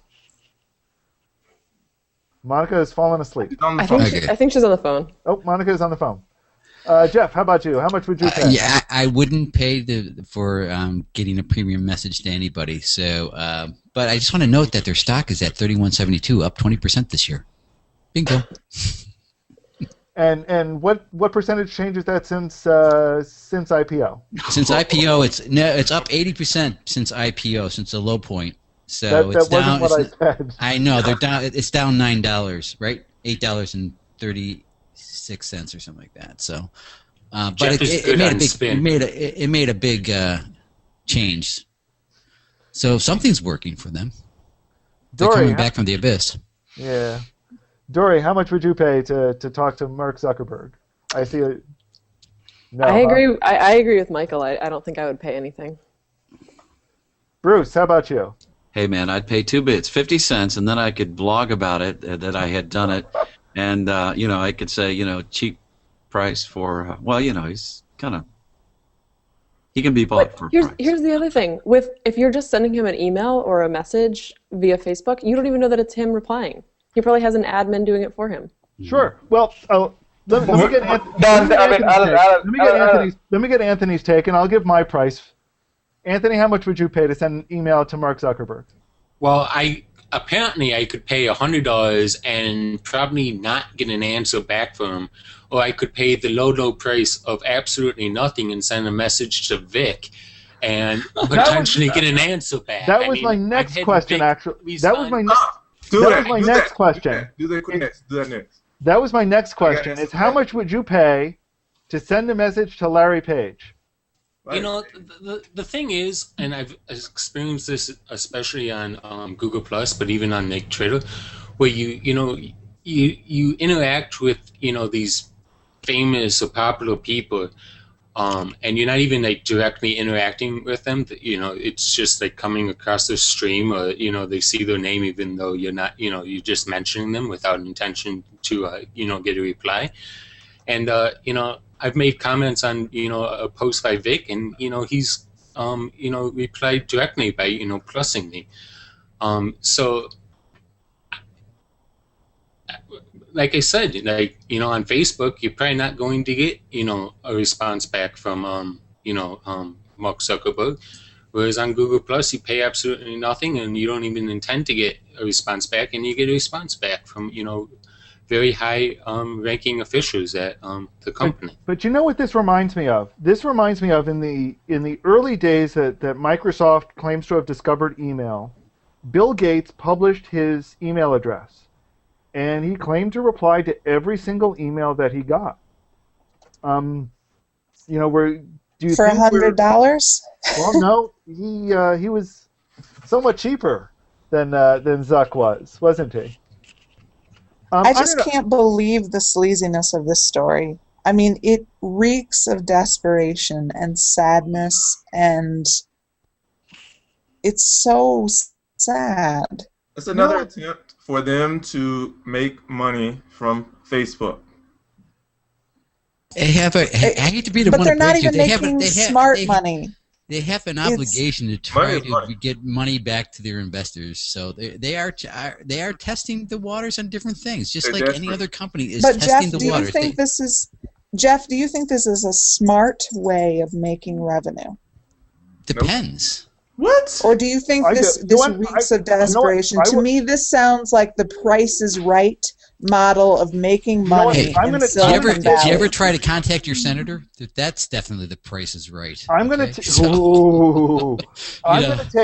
take the opposite point of view, just like I did back when we first started covering this, and say this is a brilliant move by Facebook. What? No. Let me ask you something. How much does it cost a spammer to send you an email? How much was it? I forgot. Fractions of a penny. This is Facebook now saying, hey, there is a real cost if you want to spam somebody. And here's the real cost. Here is the price of a stamp, and it's $1. And if you want to send a letter to somebody who's really important, the price of the stamp goes up. That's smart. Now, why don't we do this with President Obama? Wouldn't we have a much more efficient democracy? Well, as Jeff pointed out, there is a stamp price to contact your elected official. Yeah, exactly. I spent like 2 years trying to get Barbara Boxer, so it's very hard. But here's the thing. If we're going to go with that equivalency, we're not being, they're not charging it to send a message to your friend, to somebody who's got you circled or who you've circled. If you've got a relationship, hey, that's fine. Your messages are free. But if you're trying to contact somebody out of the blue, there's a cost to that. And they're trying to put a number on that cost. Do I think 100 is too high? I think 100 is stupid. But so, Alan, I will tell you, this is speaks to the culture of why I left Facebook and why I deleted my account and why I came to Google Plus in the first place. Because people that run Facebook don't listen to feedback. They don't care about what they see as just the normal user. They don't give a damn about their experience, their privacy settings, and the issues they have with it. Let me answer that. Okay, the fact though is most normal people who are going to be talking to somebody else on Facebook are going to be talking to their friends. What this is aimed at are marketers.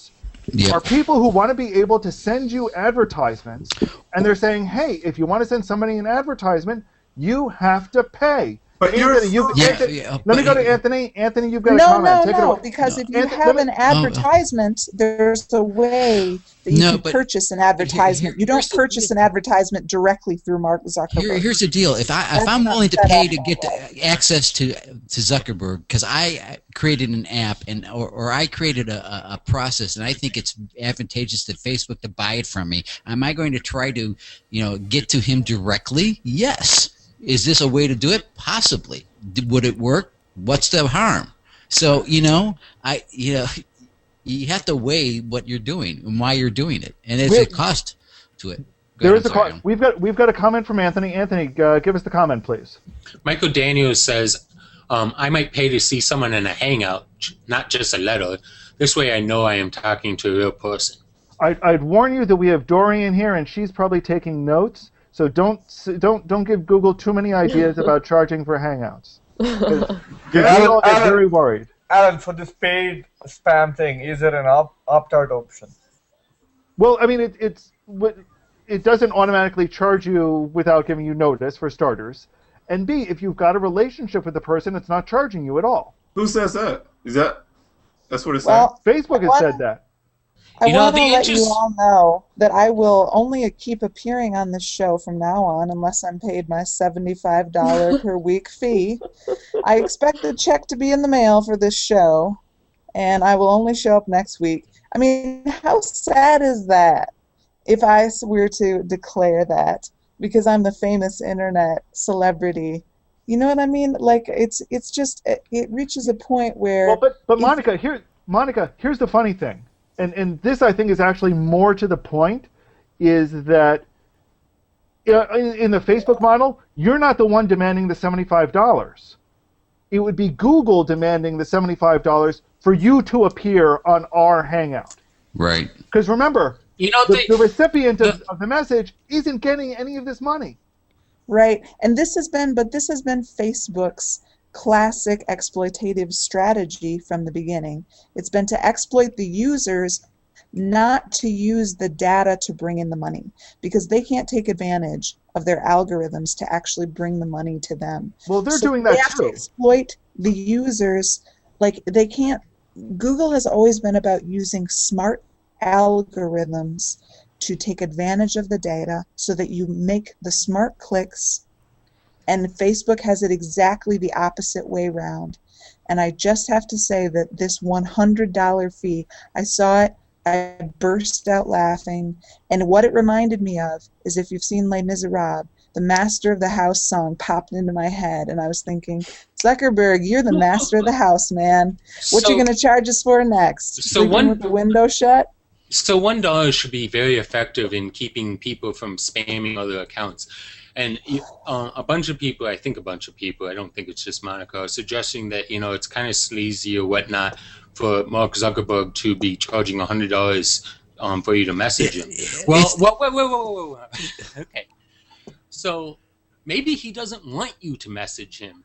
Maybe he doesn't want to these messages in his inbox. Yeah, but, no. Wouldn't it be great if but you I could think go to $100. But I if you think pay me $100 $100, I'll respond to you because obviously you have some value on your comment. Right. It's I'm gonna buy a dinner with Warren Buffett, but I think it's blown out of proportion. I think they were just testing to see what the price point was. It would just happen to be $100. Everyone has that stuck in their head, but it was just a test of a price point. That's all it was. I think it should have been $1 million, and it should. Okay. Speaking about spam, moderators got to stay pretty busy in some of these Google communities. It's amazing the kind of spam people put in there. Isn't it? Yeah. Between this and between Randy Zuckerberg not knowing what photos she's posting public, the whole Zuckerberg family is just, they need their own reality show. Come on, guys. Don't give Randy that idea. Oh Lord, she's gonna steal it. After the last one that she ran, clearly that wouldn't work too well either. I enjoyed that actually. It was all right. You and like one other person watched it. I sure did, but when I look at that, I think Mark wrote that in there for himself. I doubt they wrote that across the board. I think he got tired of getting all those freaking spam music. So you know what I'm gonna do? I'm gonna do this and see what happens. That's what I think happened. I don't think that's something Facebook's gonna release across the board. I think he just didn't want to get no more freaking spam. That's what I'm saying. I'm with Jeff. I think this was testing a price point, and they were having fun playing with it on Mark instead. A couple of quick comments, and then we're going to move on. Kevin says, pay to talk to Mark Zuckerberg. He should be paying me. And once again, Dori, close your ears. I would pay for the ability to hold a private hangout on air on Google+. Oh, my goodness. Anyway, that's a feature request we get a lot. Not the paying part, but the limited broadcasts. So that's definitely something that we're aware of. So moving on, did I hear that you guys were already talking about this next item, and we should be skipping it? Messenger, Skype. We haven't broached that subject yet. Well, then let's talk about how MSN is ditching Messenger, and everyone is being forced to switch over to Skype starting in March. Monica, was this another one that you added? Yeah, I was busy this week. I was bored. Had a lot of time to add some links. So what are your thoughts on everyone being required to give up Old Faithful and Messenger and pick up the new hotness of Skype? The new old hotness, huh? Yeah, because, well, what are your thoughts? What do you hear from around the world on this subject? I think it's bizarre. I think that basically other companies are feeling threatened by Google's integration of their all their platforms. I see them seeing that Google is tying their things together and basically, that this is basically they're thinking maybe we better get everybody on Skype. But quite frankly, Skype does not function as well as Hangout. Hangout works much better, especially since they've upgraded the codec and you have, you can do studio mode, you can do normal mode. Yeah, you can have multiple people. I disagree. Skype is rock solid for one-to-one, and I can use it with my mom. I could never get my mom to do a Hangout. It wouldn't work. Well, in terms of convincing someone to use Skype over Hangout, I've had that difficulty too, Jeff. But when you actually get someone on Hangout, I have had I've had fewer audio problems. Like when I get someone onto Hangout, when they've had intolerable audio problems with Skype, like Hangout, they haven't had them at all. So I think the technology in Hangouts is far superior to Skype. So Dan, do you have any thoughts on this now that you're back in the land of the living? I am back, and it's Dori. It's nice to meet you. let me just do a quick thing. Dori, community manager, Google Plus. Great to meet you. And Yeah, thanks it's for great to popping meet in. you too. Totally. Glad to be here. Yeah, this is awesome. She's rocking from Mountain View, California, right? I am in my very adorned living room. I invited her, and you had to come late. I guess you had the 5 o'clock meeting on Friday or whatever. And then I was gone when she came, so I invited her to a party, and I had to skip out. I joked earlier that this is the only Hangout show that's long enough I can actually do a show in another continent and come back and it's still going on. But we're kind of obsessive. But I was doing Brad's show, Tech Webcast, based out of Melbourne, Australia, and I was using Skype because that's how people call him. So I was on my my beautiful Samsung Galaxy Note 2, and so I'm talking to him, and I was at 99% battery power. I've got a gigabit network. I've got like 90 down and about 15 megabits up per second. Fantastic unless you live in a Google Fiberhood, which my neighborhood's volunteering to be the next one. But anyway, it disconnected me like 4 or 5 times, and he had to call me back. This is during a live show, right? So obviously he's got a lot going on, and he's got to call me back. So it was very frustrating. But I finally, it finally worked. The third or fourth time, I finally was able to connect and keep it going. The audio thing is fine, but I hear what Jeff's saying. If people are used to Skype, they have a neat little interface and user interface. Google Hangouts are a little trickier, but they're more powerful, vastly more powerful. The audio on the basic Skype audio is I don't know if it's better now than Hangouts, because a lot of people, you have to remember that Hangouts, when they first started, and Hangouts today are very different as far as the audio and the quality. I would like to see a bump in the video quality to at least 480p for that top box. If eventually they could get to 720p, then that would be fantastic. Especially when you're doing like that full screen Hangout that Dori posted about today. We've talked about it before, that ability. But if we could get 720p, oh my goodness, that would be amazing. Anthony, go ahead. I'm sorry, Bruce. Yeah, let me tell you what they really need to do. I think video, they can increase some video in there, but Skype audio far exceeds Google Hangout audio. I'd like to see Google Hangouts adopt the Opus codec and beat Skype to the punch. They'll have the best audio quality for doing shows like that. Now the studio mode is and Hangouts, Bruce, is by far the superior, but most people don't use that, and also that requires everyone to have headphones, or you'll have, because it doesn't have the noise cancellation, I guess, or we've had problems when we've tested it.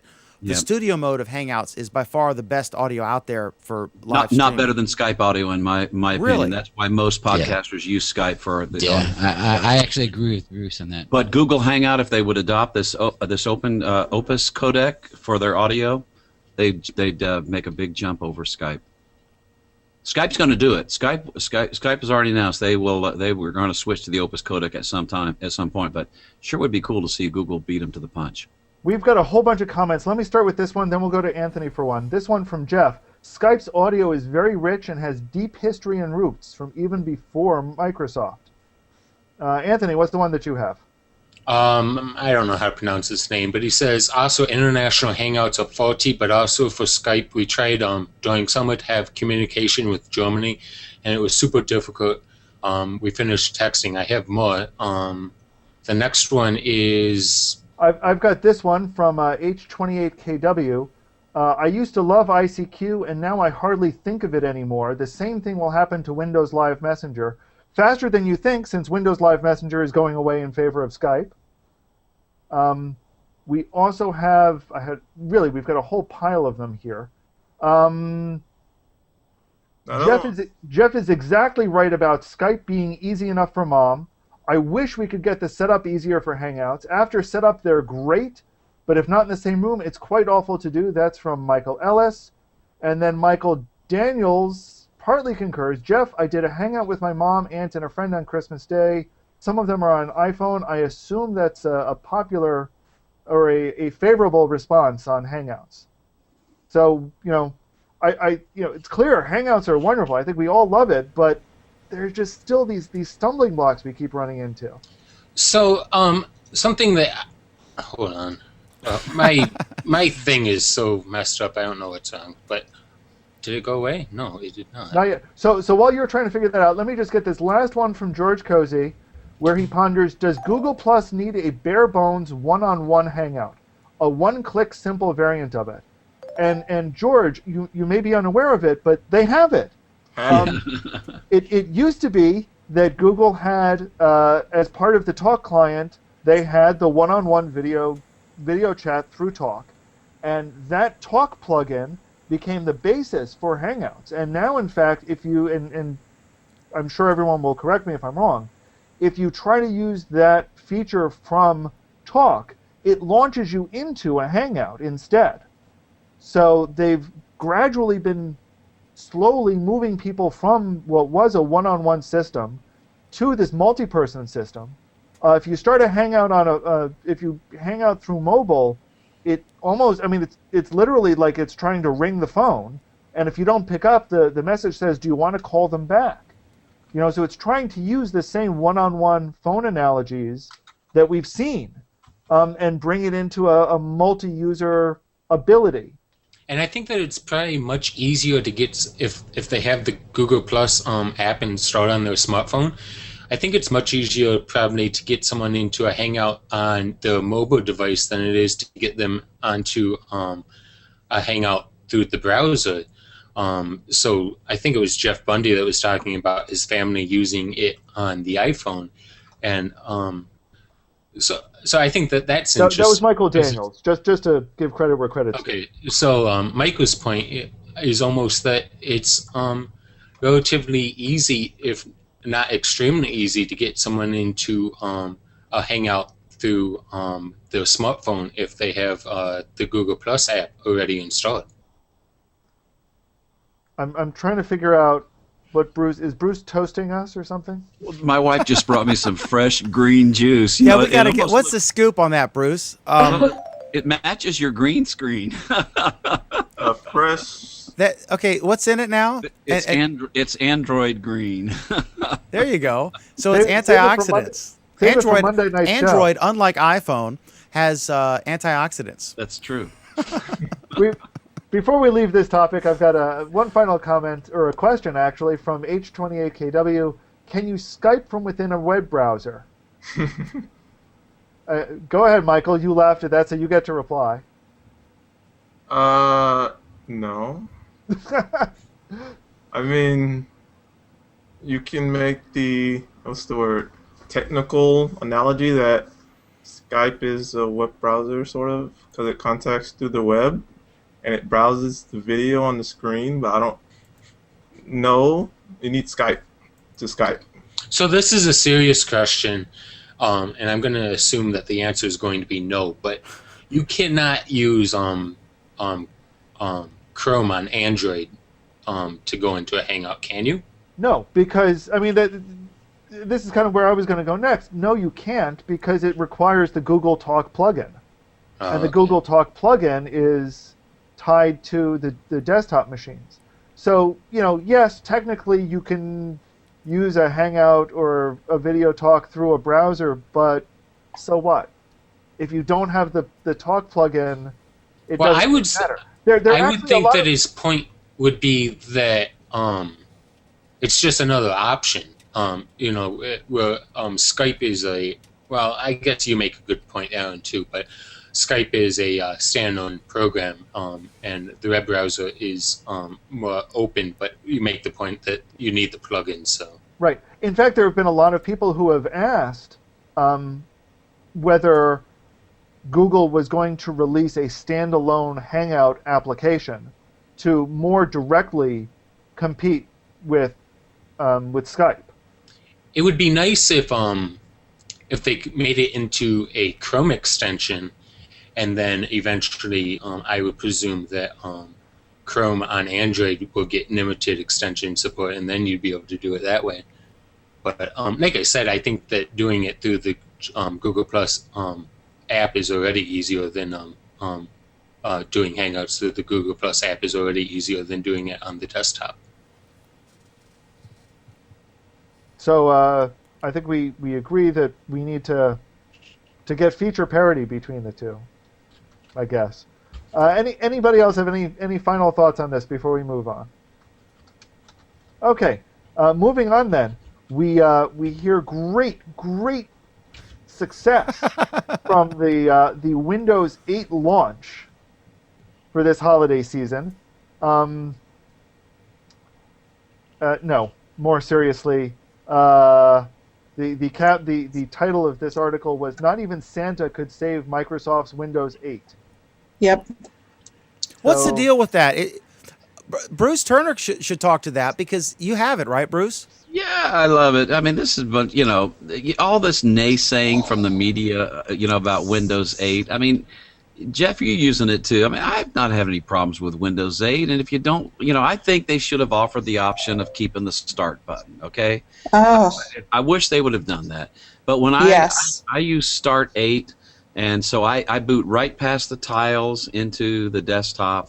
It is rock solid. It doesn't crash on me. But that's not Windows 8. It is Windows 8. No, it's Windows 7. Yeah. Without a start menu. Yeah, exactly. It's got better memory management. There's a number of other things to make it better. It's just people don't like the tiles and. No, people. It's not that. No, it's not that people don't like the tiles. It's the fact that the Windows 8 tile system works so poorly unless you're running a Windows 8 program. If you're using an older program, there's like two worlds running there. It's like the nearest thing I can compare it to is if you were running Windows 95 and you had to run an old DOS program at the same time. Okay? Yes, it could be done. Yes, everyone did it because there were only the older programs around and there were no Windows 95 programs, but nobody liked it. Yes. You wouldn't willingly choose to do it. And it's not optimal. Right. On the other hand, once you get a large number of programs that are Windows 8 optimized, that know what to do with the tiling system, that know what to do with everything, it's going to be okay. I mean, it's going to be decent, but... There's some great Windows tile apps, and there's some not-so-great Windows tile apps. I'll tell you, the Bank of America Windows tile app is amazing. And there are some other great ones. But see, I mean, I've been working with this as my main workstation, and it's just, it's just a bunch of... I don't know. I don't get it. Here's a Windows 8 freaking laptop. Tiling system aside, I hate the tiling system. I hate it. But... put that aside, they've taken some stuff out of Windows 7 that I've missed dearly. Managed wireless freaking connections. Taken out of control panel. Just getting to the control panel is a freaking pain. Making desktop shortcuts. That's a pain. I mean, it's just, without the start, I mean, you can't even make a freaking shortcut out of a tile to put on the desktop. It's just stuff like that. So here's the problem, Bruce. Even if Windows 8 is this great, awesome and incredible, operating system, no, I'm not saying that. Well, let's pretend that I'm saying it's not 10% as bad as what some. Okay. Well, I know you're not saying that, but let's pretend that you are saying that, and let's pretend that that's a fact, which it's not. But let's pretend that it is a fact that it's awesome and incredible and all these other, positive words. That doesn't do you any good if you can't convince your user base of those things. And if you can't convince your user base to upgrade, they're not going to upgrade. And who knows what happens when Windows 9 comes out. But Anthony, here's the thing. Windows has never really relied on people upgrading. I mean, they have to some extent, but where they win is by the fact that since everyone is deploying them in offices, and the only way to deploy a new machine is to get Windows 8, eventually you're going to start upgrading everything else so that everyone's using the same thing. And once people realize, hey, this isn't really so bad, nobody's going to care. That's not entirely true because, especially as far as the business environment goes, there are tons of companies that routinely skip every other version of Windows. Not even specifically because they don't like it, but because it just requires too much effort. So to skip Windows 8 for these, company environments is of relatively no consequence to them. Right.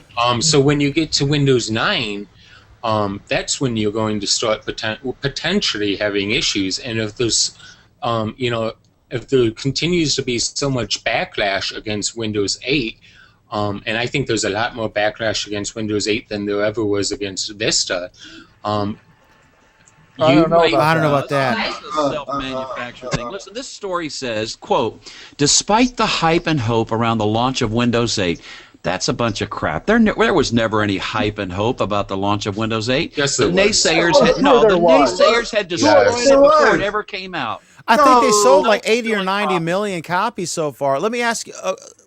Let's okay. And for those let of me you tell who you know this, it, Bruce. let me ask Bruce. Have you installed it? If you haven't installed it and run it, you don't have any right to comment on it. Here's I my got question, one right Bruce and Michael. If you were building a computer from scratch right now, or buying a new computer, and you had a choice between Win 7 and Win 8, which would you get?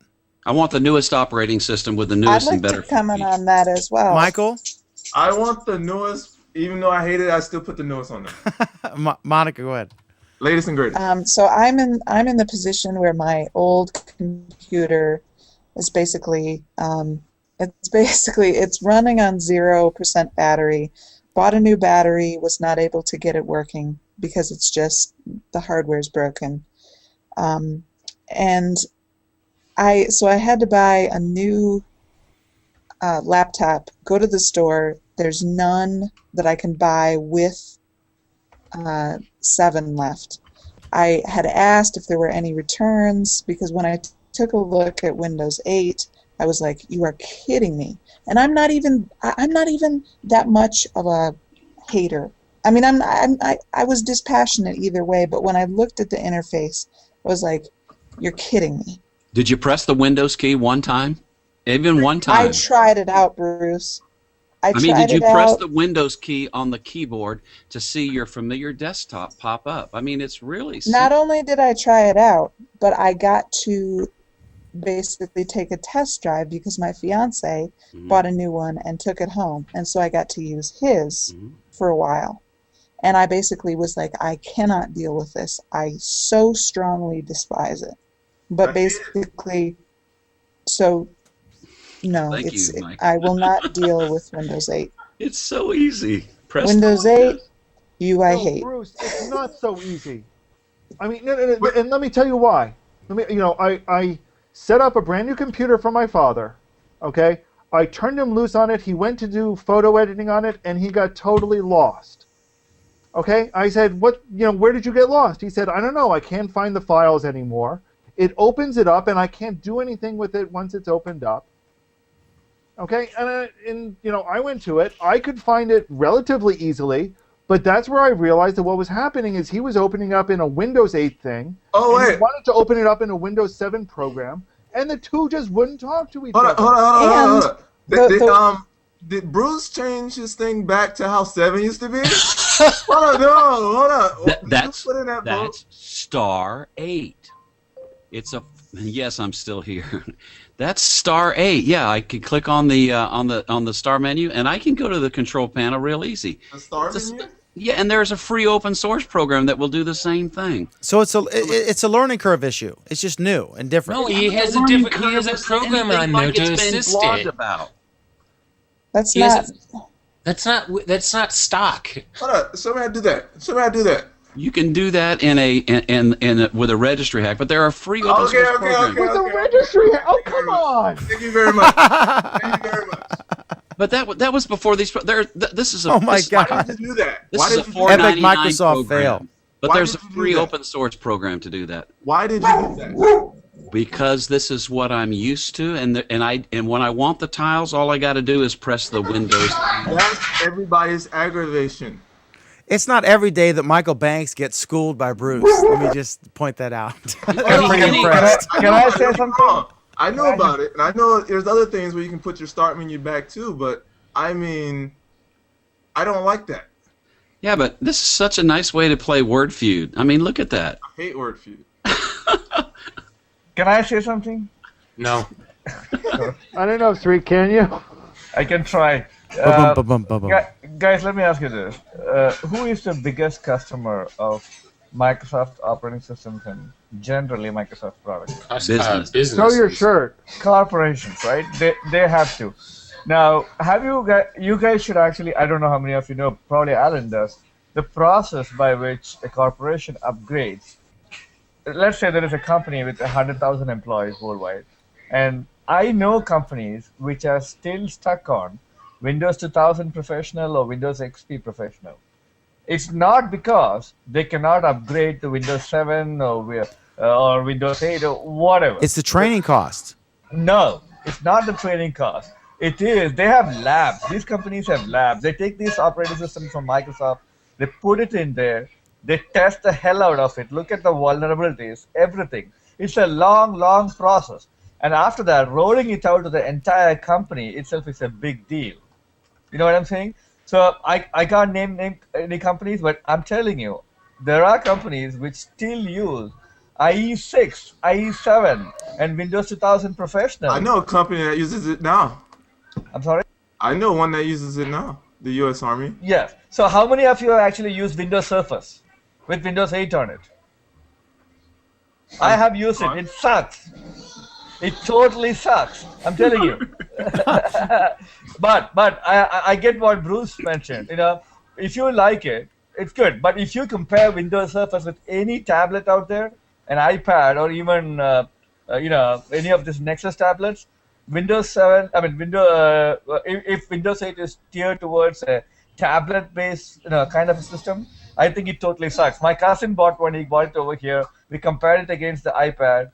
It's I mean, I didn't really like it. But having said that, if you look at the penetration of Apple products in terms of iPad, etc., into corporations, I don't know about Android devices, but I really don't see Windows Surface products getting into the big market of corporation. Sreek, my first thought, we're on the same page. My first thought was, having worked at Dell Tech Systems in McLean, which is was a big corporation in like '94, and the IT guys, how controlling everything is. Like, they don't want people just bringing their own stuff. But that was a different era. My first thought with hearing Bruce talk about this, and Michael's a smart cookie, and if both of them want to be cutting edge regardless of the risks, and they're both smart enough to be able to figure stuff out. But my first thought was, man, the IT departments are not in any way interested in unleashing something that's going to cause 1 million phone calls for tech support. And I know Alan has a comment from someone. Sreek, before we go to that, Sreek, can you say vulnerable again? when I saw you smile, I knew something was coming. Can you say you don't want to be vulnerable to viruses? I'm gonna say that if you can actually say that in an American accent, then I'll try to copy that. Go ahead. We've got a whole pile of comments, so let me hit them quickly. From Kevin Bryan, wow, Bruce, a registry hack to make Windows 8 usable. Why not use kernel calls while you're at it? Jeff Bundy was listening to Monica's dog. Even the dog's complaining about Windows 8. A little more seriously, H28KW, the National Board of Statistics here upgraded to XP 2 years ago, so I doubt they'll change to Windows 8 anytime soon. Baby steps. Michael Daniels points out, Microsoft changed the menu bar with Office 2007. I still don't get it. We are creatures of habit. I've been using Office since 1988, and I still use keyboard shortcuts. But finally, I think this very... You kids, get off my lawn! Oh, that's excellent, Bruce. Thank you. Finally, this comment from George Cozy. Every time Windows changes something, there is a Greek tragedy chorus announcing doom. It's a solid operating system. Don't like it. Use Linux. That's all. Yeah, let's not forget about the $617 million contract with the Department of Defense last week that was announced too. So they're going to use Windows 8. Does that mean we're in trouble? They're gonna have to, but Bruce, you can get a contract with them to train Michael on how to use Windows 8. Bruce, that's peanuts for Microsoft. $617 million. Well, I mean, it just proves the point that there are some people willing to move to it. Definitely. I mean, I don't think it's a bad operating system or anything, but I don't see the corporations adopting it 5 years from now. Yeah, my rub is that it is not anywhere near as bad as what people have made it to sound, and that's why their December sales were not that. And I completely agree with you. I think it's good enough for the people who like it. Bruce, the problem is it's also not anywhere near as good as Microsoft was selling it as. They were pitching it as a revolutionary operating system, and it's not. It's not. It doesn't change anything. All they did was add an overlay menu system. That's all they did. I mean, here's the bottom line. Why should I be upgrading to a new operating system that's not better? I mean, there's many people that will say, oh, there's this perm, there's this perm, there's this perm, and this perm, and it does this thing good, but there's this perm and this perm, but it does this one thing good. And then there's, another 10 perms, but it does this one good, thing good, and another 10 perms. I'm not, like, I have Windows 8. I have Windows 7 on my computer right now. But I paid the $15 because, $15, who's not going to pay $15 for a new operating system? And I have the install program sitting on my desktop, right here. But I'm not going to upgrade because I don't want to have the pain of going, oh, I don't like this, and now I have to, I have the capability of downgrading down to 7, but I don't want to go through, those hours and hours and maybe, like 3 hours of, getting back to Windows 7 that works perfectly fine. You're just a geek. To think that Resistance maybe is futile. You will install it within a month. That's right, though, Bruce. I am a geek. And I'm not making the move. I will give even you though it's so easy, it's literally just a click away. I run the upgrade program, and pray like 45 minutes or less later, I'm in Windows 8. But the problem is, the serious effort that it would take to get back to where I am right now. There is one feature though. I will give Windows 8 this. If you take out the tiling system, Bruce, I want you to name one feature that you like that is not on Windows 7, that's in Windows 8. I know one. Please name me something. Dan, I got this. Let me try this. Vulnerability. What? You wanted me to say vulnerable? Vulnerable. Yes. Yeah, Bruce, name me a Linguistics Week is appearing next, right after Google Plus Week. I have no problems with it. Sreek It is going runs to read great the for American me. Dictionary. I don't get blue screen. No feature? I've seen blue screen. I've seen blue screen on Windows 8. But name me one feature that you like that's not the tiling. It's not so much that. It's what's under the hood that I can't see. That's new, that works well and doesn't cause many problems. You know what, Bruce? I've had Windows 7 on this specific computer since August. I've had one issue with it freezing up. Yeah, you must not use Logitech webcams that much because they're notorious for blue screening Windows 7. I have a Logitech right here. Yeah, pull it out, and plug it back in. I actually like Windows 7. I think it's not very different from Windows XP though. We have this from Kevin. Windows 8 fixes problems for Microsoft. It doesn't fix any problems for users. But I like Perla comments. There are entire countries just using Microsoft. I point out that many of the countries that are just using Microsoft are also pirating Microsoft's products. So I'm not entirely sure that's a good example there. It's huge in North Korea. The one feature that it's huge in the United States. The one feature I love about Windows 8 that was not in Windows 7. To answer my own question to Bruce, is the ability to wipe the device clean of all data and restore it back to the beginning with one button. It's the only feature. There's nothing else in Windows 8 that I like. Do they have the restart feature even now? They fix everything? Yes. Yeah, I do miss being able to install a widget or a gadget that shows my CPU memory usage. You can't do that in Windows 8 anymore. What's up with Michael Banks' product placement tonight, Alan? I can do Control no, Alt it's Delete, just bring up serial. Task So what? Manager, and I can see that information. But you can't have a little widget they don't have those anymore. I'm gonna ask Kellogg's how much they would pay to put an ad in Google Hangout. Hang on a second. There is no CPU meter live tile? What? No. Seriously? You can install a program to do it though. I guess a registry hack. Okay, so I think we're all in agreement. Windows 8 will conquer the universe in a mere matter of moments With the registry hack. with the registry hack. I'm searching the Windows 8 App Store now for CPU. Oh, it's not in the, And it's some not in the App Reese's, Store. It's some not in the- honeycomb, and some Reese's Puffs. I'm gonna charge Kellogg's, $100 for product placement in Hangout. Hey, Mark Zuckerberg gets it for an email. You should be able to get it for product placement. Next item. I guess this is our last item. Speaking of Mark Zuckerberg again. Dan, I think you introduced this one. You want to introduce it? Is the Netflix Facebook sharing bill? Yeah. This actually, there was a law passed when back in the 80s, Robert Bork was nominated for the Supreme Court, and at some point they published a list of movies that he had rented from a video rental place, like a Blockbuster type place, and his nomination was partially damaged from that. So there was a bill introduced where it made it illegal for anyone to share someone's movie rental choices.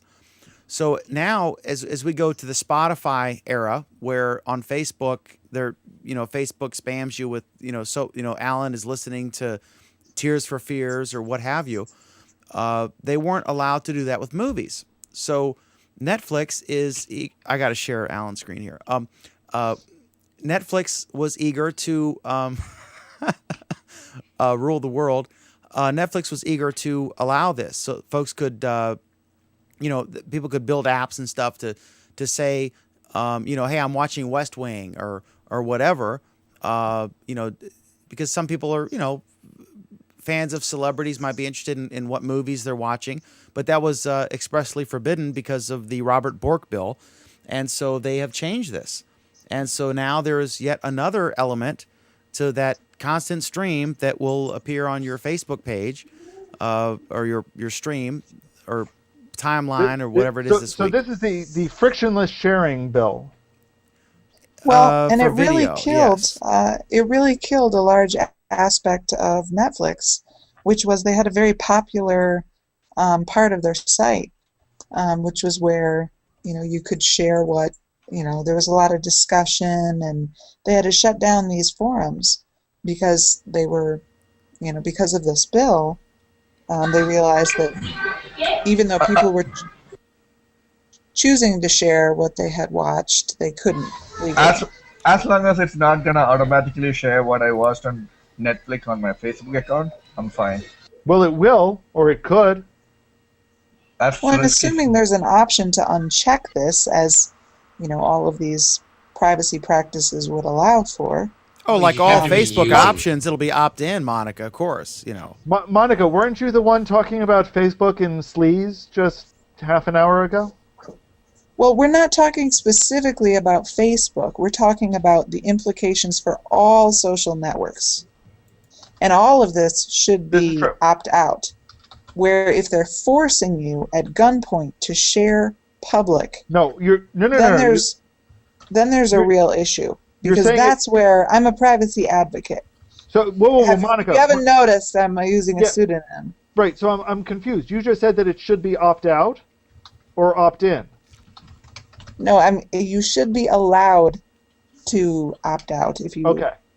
So you take the position that people should be allowed to opt out as opposed to requiring people to opt in.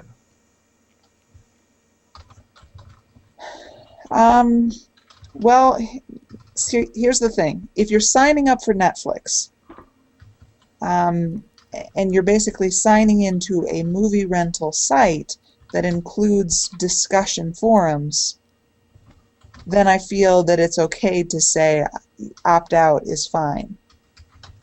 What? I'm surprised you're taking this angle, Monica. I'll be honest.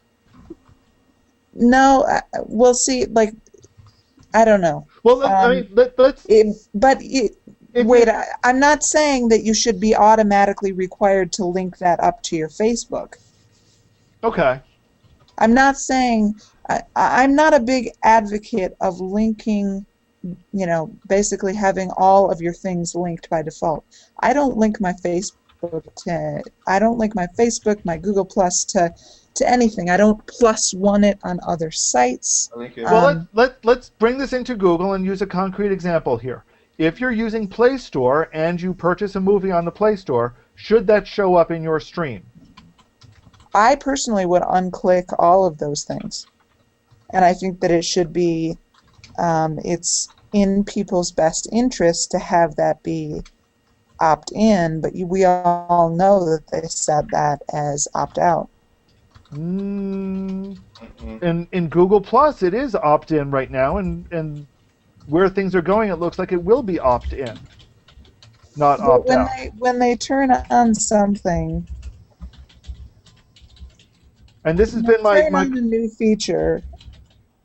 You usually always You're looking at it in terms of a feature. I'm looking at it in terms of the specific share. So, for example, if I watch a movie, hypothetically, that would show up in an area, let's call it the history vault, just for an example. And if I explicitly wanted to share that, I would be able to, but it wouldn't automatically put it in the stream for me.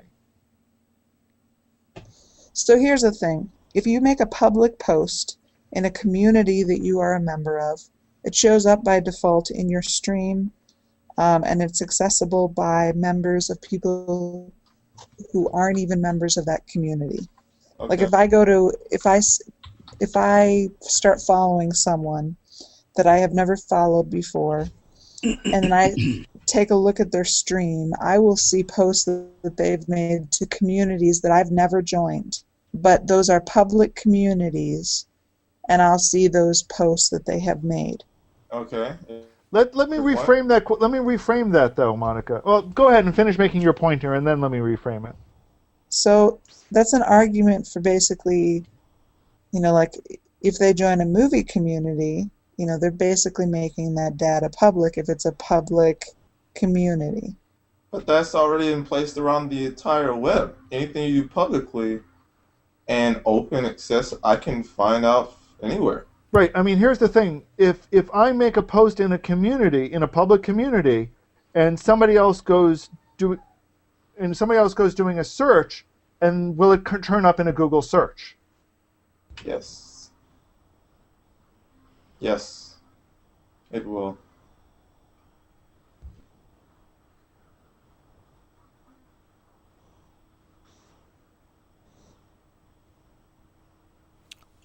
I guess he's gone. Alan is gone. Okay, so are we done on that? Any final thoughts? I don't think there's a very clear answer there. I mean, it all depends on the implementation. I would just say that if you want to be able to share, something, you should be able to share it. If you don't want to be, if you don't, so basically you should be able to control your own privacy settings. So if a company wants to create, something that allows you to share what you're doing on Netflix to Facebook, you should be able to do it. You should just, as long as you're not being forced into doing it. If if you're open, if you click a checkbox or what have you that says I want to share this information, there shouldn't be laws saying that you can't do it no matter what. Because I mean, you could do it manually. You could always share what you're watching on Netflix. But Netflix just wanted it so that they could create an application that you opted into to automatically share what you're watching on Netflix to Facebook. No, see, Netflix actually had to shut down the sharing portion of its website, even for users who wanted to say, I don't care about this law, because it was forbidden to share any user's rental history at all, even if the user said, I'm okay with it. So let's take this one step at a time. So Netflix sharing information to Facebook with your permission and that being against the law, that's stupid in my opinion. But it's exponentially more stupid that Netflix can't share information through a community service on their own website with you opting into it. This law just doesn't make any sense to me, and I don't think that it made any sense to the government, and that's why the law doesn't exist anymore. Well, but here, and this actually I think ties into one of the things that we covered earlier. No, We lost your audio. Now do you have me? It's It's really very low. muted, very low. Okay, give me a second and I'll come back. It's even lower now. Alan's got a slight audio issue. Tonight is audio issue night. How do I sound now? May I recommend the Audio Technica AT 2005? Everybody's putting an ass tonight. $39.99 at Bruce cashes in again. Bruce is going to throw in his affiliate link. Alan, there's enough spaces here. You want to like reboot and rejoin us, and I'll just do the round robin, and you'll be back by then. You can't hear me at all, huh? How's that Chrome box going, Alan? It's a good thing Craig's not here. All right, Sreek. Oh, we If got you wanna sound like adorable kids Bruce. here. Sreek, what's up? Yeah, tell me. Adorable? Yeah, you should see them in form. You got two little Ritalin babies there, I see. Yeah. One of them is That's playing awesome. basketball. All right, so Sreek, tell us what was the coolest thing you saw on the internet this week? Oh, that's a good question. What was it? I don't know. Maybe I was a little too busy this week too. If you notice, I didn't really spam you much this week. Did I? Yeah, you spammed me a little bit. I mean, I got some good. I shared a couple of them today or yesterday. I can't remember. I mean, I can just say that I didn't spend too much time on any of the social networks or anything for that matter. It was a tight week. It was nothing special. You were busy saving the world with that philanthropic organization you work for. I love that one. Yeah. Oh, all right. Good to have you with us as always. Michael Banks, what's the coolest thing you saw? Want to tell us about this week? Other than honeycomb and Reese's Puffs, and how you stay like zero body fat eating that stuff is beyond me, but good for you. The most interesting thing I saw this week was the Asus Cube Google TV set-top box from CES. I think that's actually one of the Google TVs I might actually purchase. What do you think about those 4K TVs? It's too high. The price is like ridiculous. I mean, $20,000. But what do you think about the whole concept? I think it's fantastic. I don't care. I don't care if the price is too high. I don't care if it's awesome. Well, the price is going to come down. I mean, Well, that's when I'll say it's awesome, when the price comes down. I mean, the technology is basically only 2 years old. If you were talking about 1080p displays that was only 2 years old, it was Too high. Probably even higher than 4K displays are. So for 4 times the resolution of 1080p, the price is actually Too high. where you'd expect it to be at this point in its history. That's why it's not But Apple. I would agree with you that I wouldn't buy a 4K display if I had the money today. I wouldn't touch one. All right, so we're all unanimous. All of us are buying a 4K television Or tomorrow you're- on Amazon Prime. Mark Monica, Zuckerberg's paying for mine. absolutely, with all of his email profits. Monica, Right. what was the coolest thing you stumbled across this week? I don't know.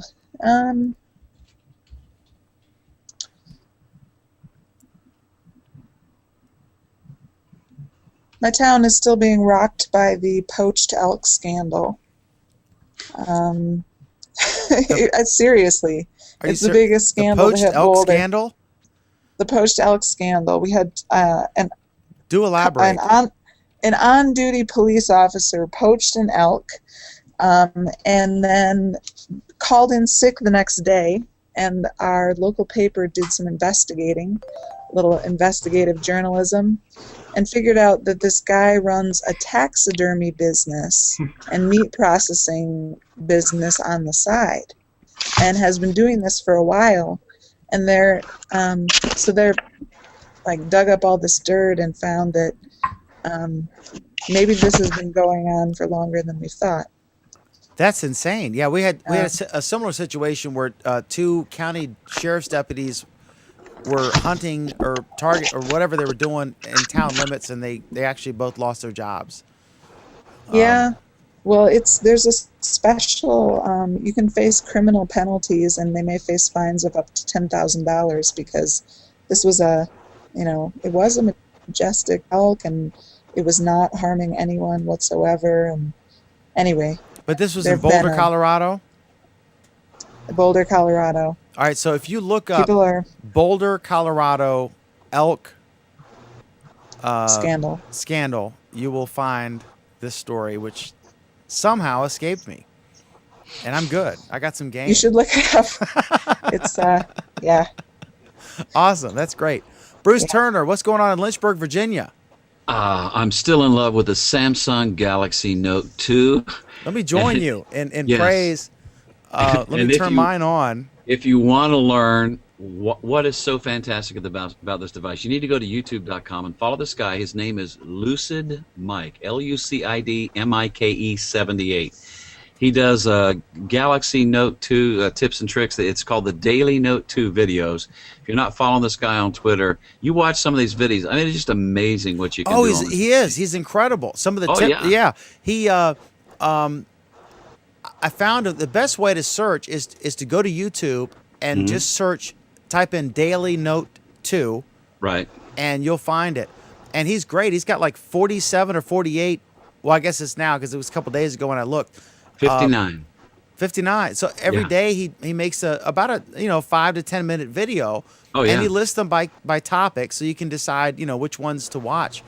But he's fantastic. He's a Korean gentleman, and he just does a wonderful job at explaining stuff and showing new features and going way beyond what the manual would do. Yeah, I want to put in a good word for Stitcher Radio. Of course, they had a good presence at CES. Stitcher and some of these other companies, they're getting these podcasting apps inside car radios, and that's going to be really neat. But I had a problem. My podcast wasn't refreshing, so I did a tweet at Stitcher, and I said, "Hey guys, what's wrong? My last episode showing on your app is December the 11th, 2012, and gosh, I've been doing them every day since. So they fixed it, refreshed my account." Tweeted back to me, so good customer service story. Stitch. Should we put this show on that? I would. I would definitely put it on Stitcher. And Slacker Radio is another one, I think, but Stitcher is really the premier one. They're the ones that really have the lead, but they've got contracts with Ford, GM, BMW, and that's what's going to really make a difference in podcasting. And I tell you, I'll say the best thing I saw on the internet this week was watching Leo Laporte's speech at New Media Expo. It's amazing. That was funny. Prophetic. Did you see the freaking end of it when they asked him about Google Plus? Oh, yeah. He just looked like he was speechless. He just looked around and said, "I think you'd be the best person to answer this question." I'm like, wow. Yeah. I'll watch that. Yeah.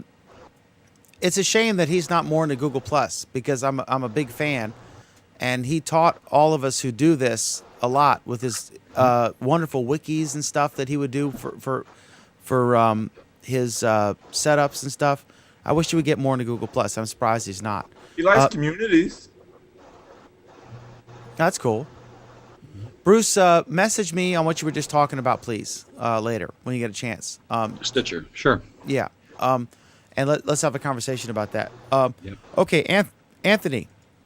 In Rochester, New York, where Kodak has just sold a bunch of patents for, I guess about, 25, 30 cents on the dollar? I wish I could talk about that, but I actually haven't looked at the news at all today. So, well, tell me what was really interesting in Rochester or wherever. First of all, I wanted to bring in a comment from Mike Ellis on his favorite thing from this week. So he says one of the coolest things he saw on the internet this week was his language practice Hangouts. Apparently, one of the 5 fastest growing communities on Google Plus. So good for him. That's a fantastic use for Hangouts, to be able to speak with folks in, language is all about immersion, where you surround yourself for a period of time, especially when you try to learn language quickly. You actually, in the past, you would, fly to that country and immerse yourself in it, and only talk to people in that language. And so with Hangouts, you can do that from your living room for free. So yeah, it's fantastic. It's a great use case. But the other thing that I found interesting this week is, as I'm positive you all know, is I'm a huge women's soccer fan. And the National Women's Soccer League is starting up in, I think, the spring. It might be the summer, though. And it's the 3rd attempt by soccer in the U.S. to get a professional women's league in the United States. And they just announced all the players, all the U.S. national team players for the teams. And actually, interestingly enough, Abby Wambach is from Rochester. And I don't think a lot of people expected, because of all the attention that she would garner by playing in her own home city, that she would be allocated to the Rochester team. But she was. Along with Carly Lloyd. So I'm just that league in general, I'm excited for, hopefully the 3rd time's the charm. It's the girls' soccer or volleyball? Volleyball, yeah, volleyball. It's on TV? Yeah, you see the Olympics, this past summer? They won, the gold. Yeah. Awesome. I mean, how do you keep up? Like, it's regularly televised in Rochester? Are you being serious? No, I'm celebrating Title IX or whatever it is. All right, that's cool. An undersung sport. That's great. All right, Alan Firstenberg, also in New York with no audio. I could speak for Alan.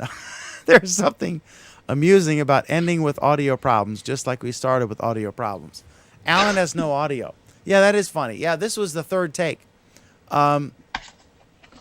That's funny. So right now I could speak for Alan and say all kinds of crazy stuff. Alan, you know what you need to do.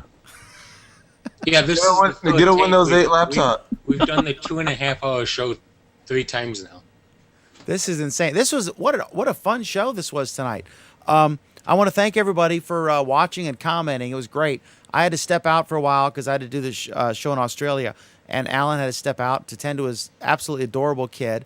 Sreek, your kids are adorable as well, and we always enjoy, getting to see them, and I got to enjoy them in person one time, so that was great at the restaurant, which they absolutely destroyed. But thanks so much. This was wonderful. We had a couple Googlers on who talked with us. And I was absent for most of Dori, so I'm gonna, I'll watch that part again later and catch up, just like most folks will watch later. And Alan, are you back? Can you speak? I don't know. Am I back? Oh yeah. Alan. It's amazing what proper settings will do, right, Dan?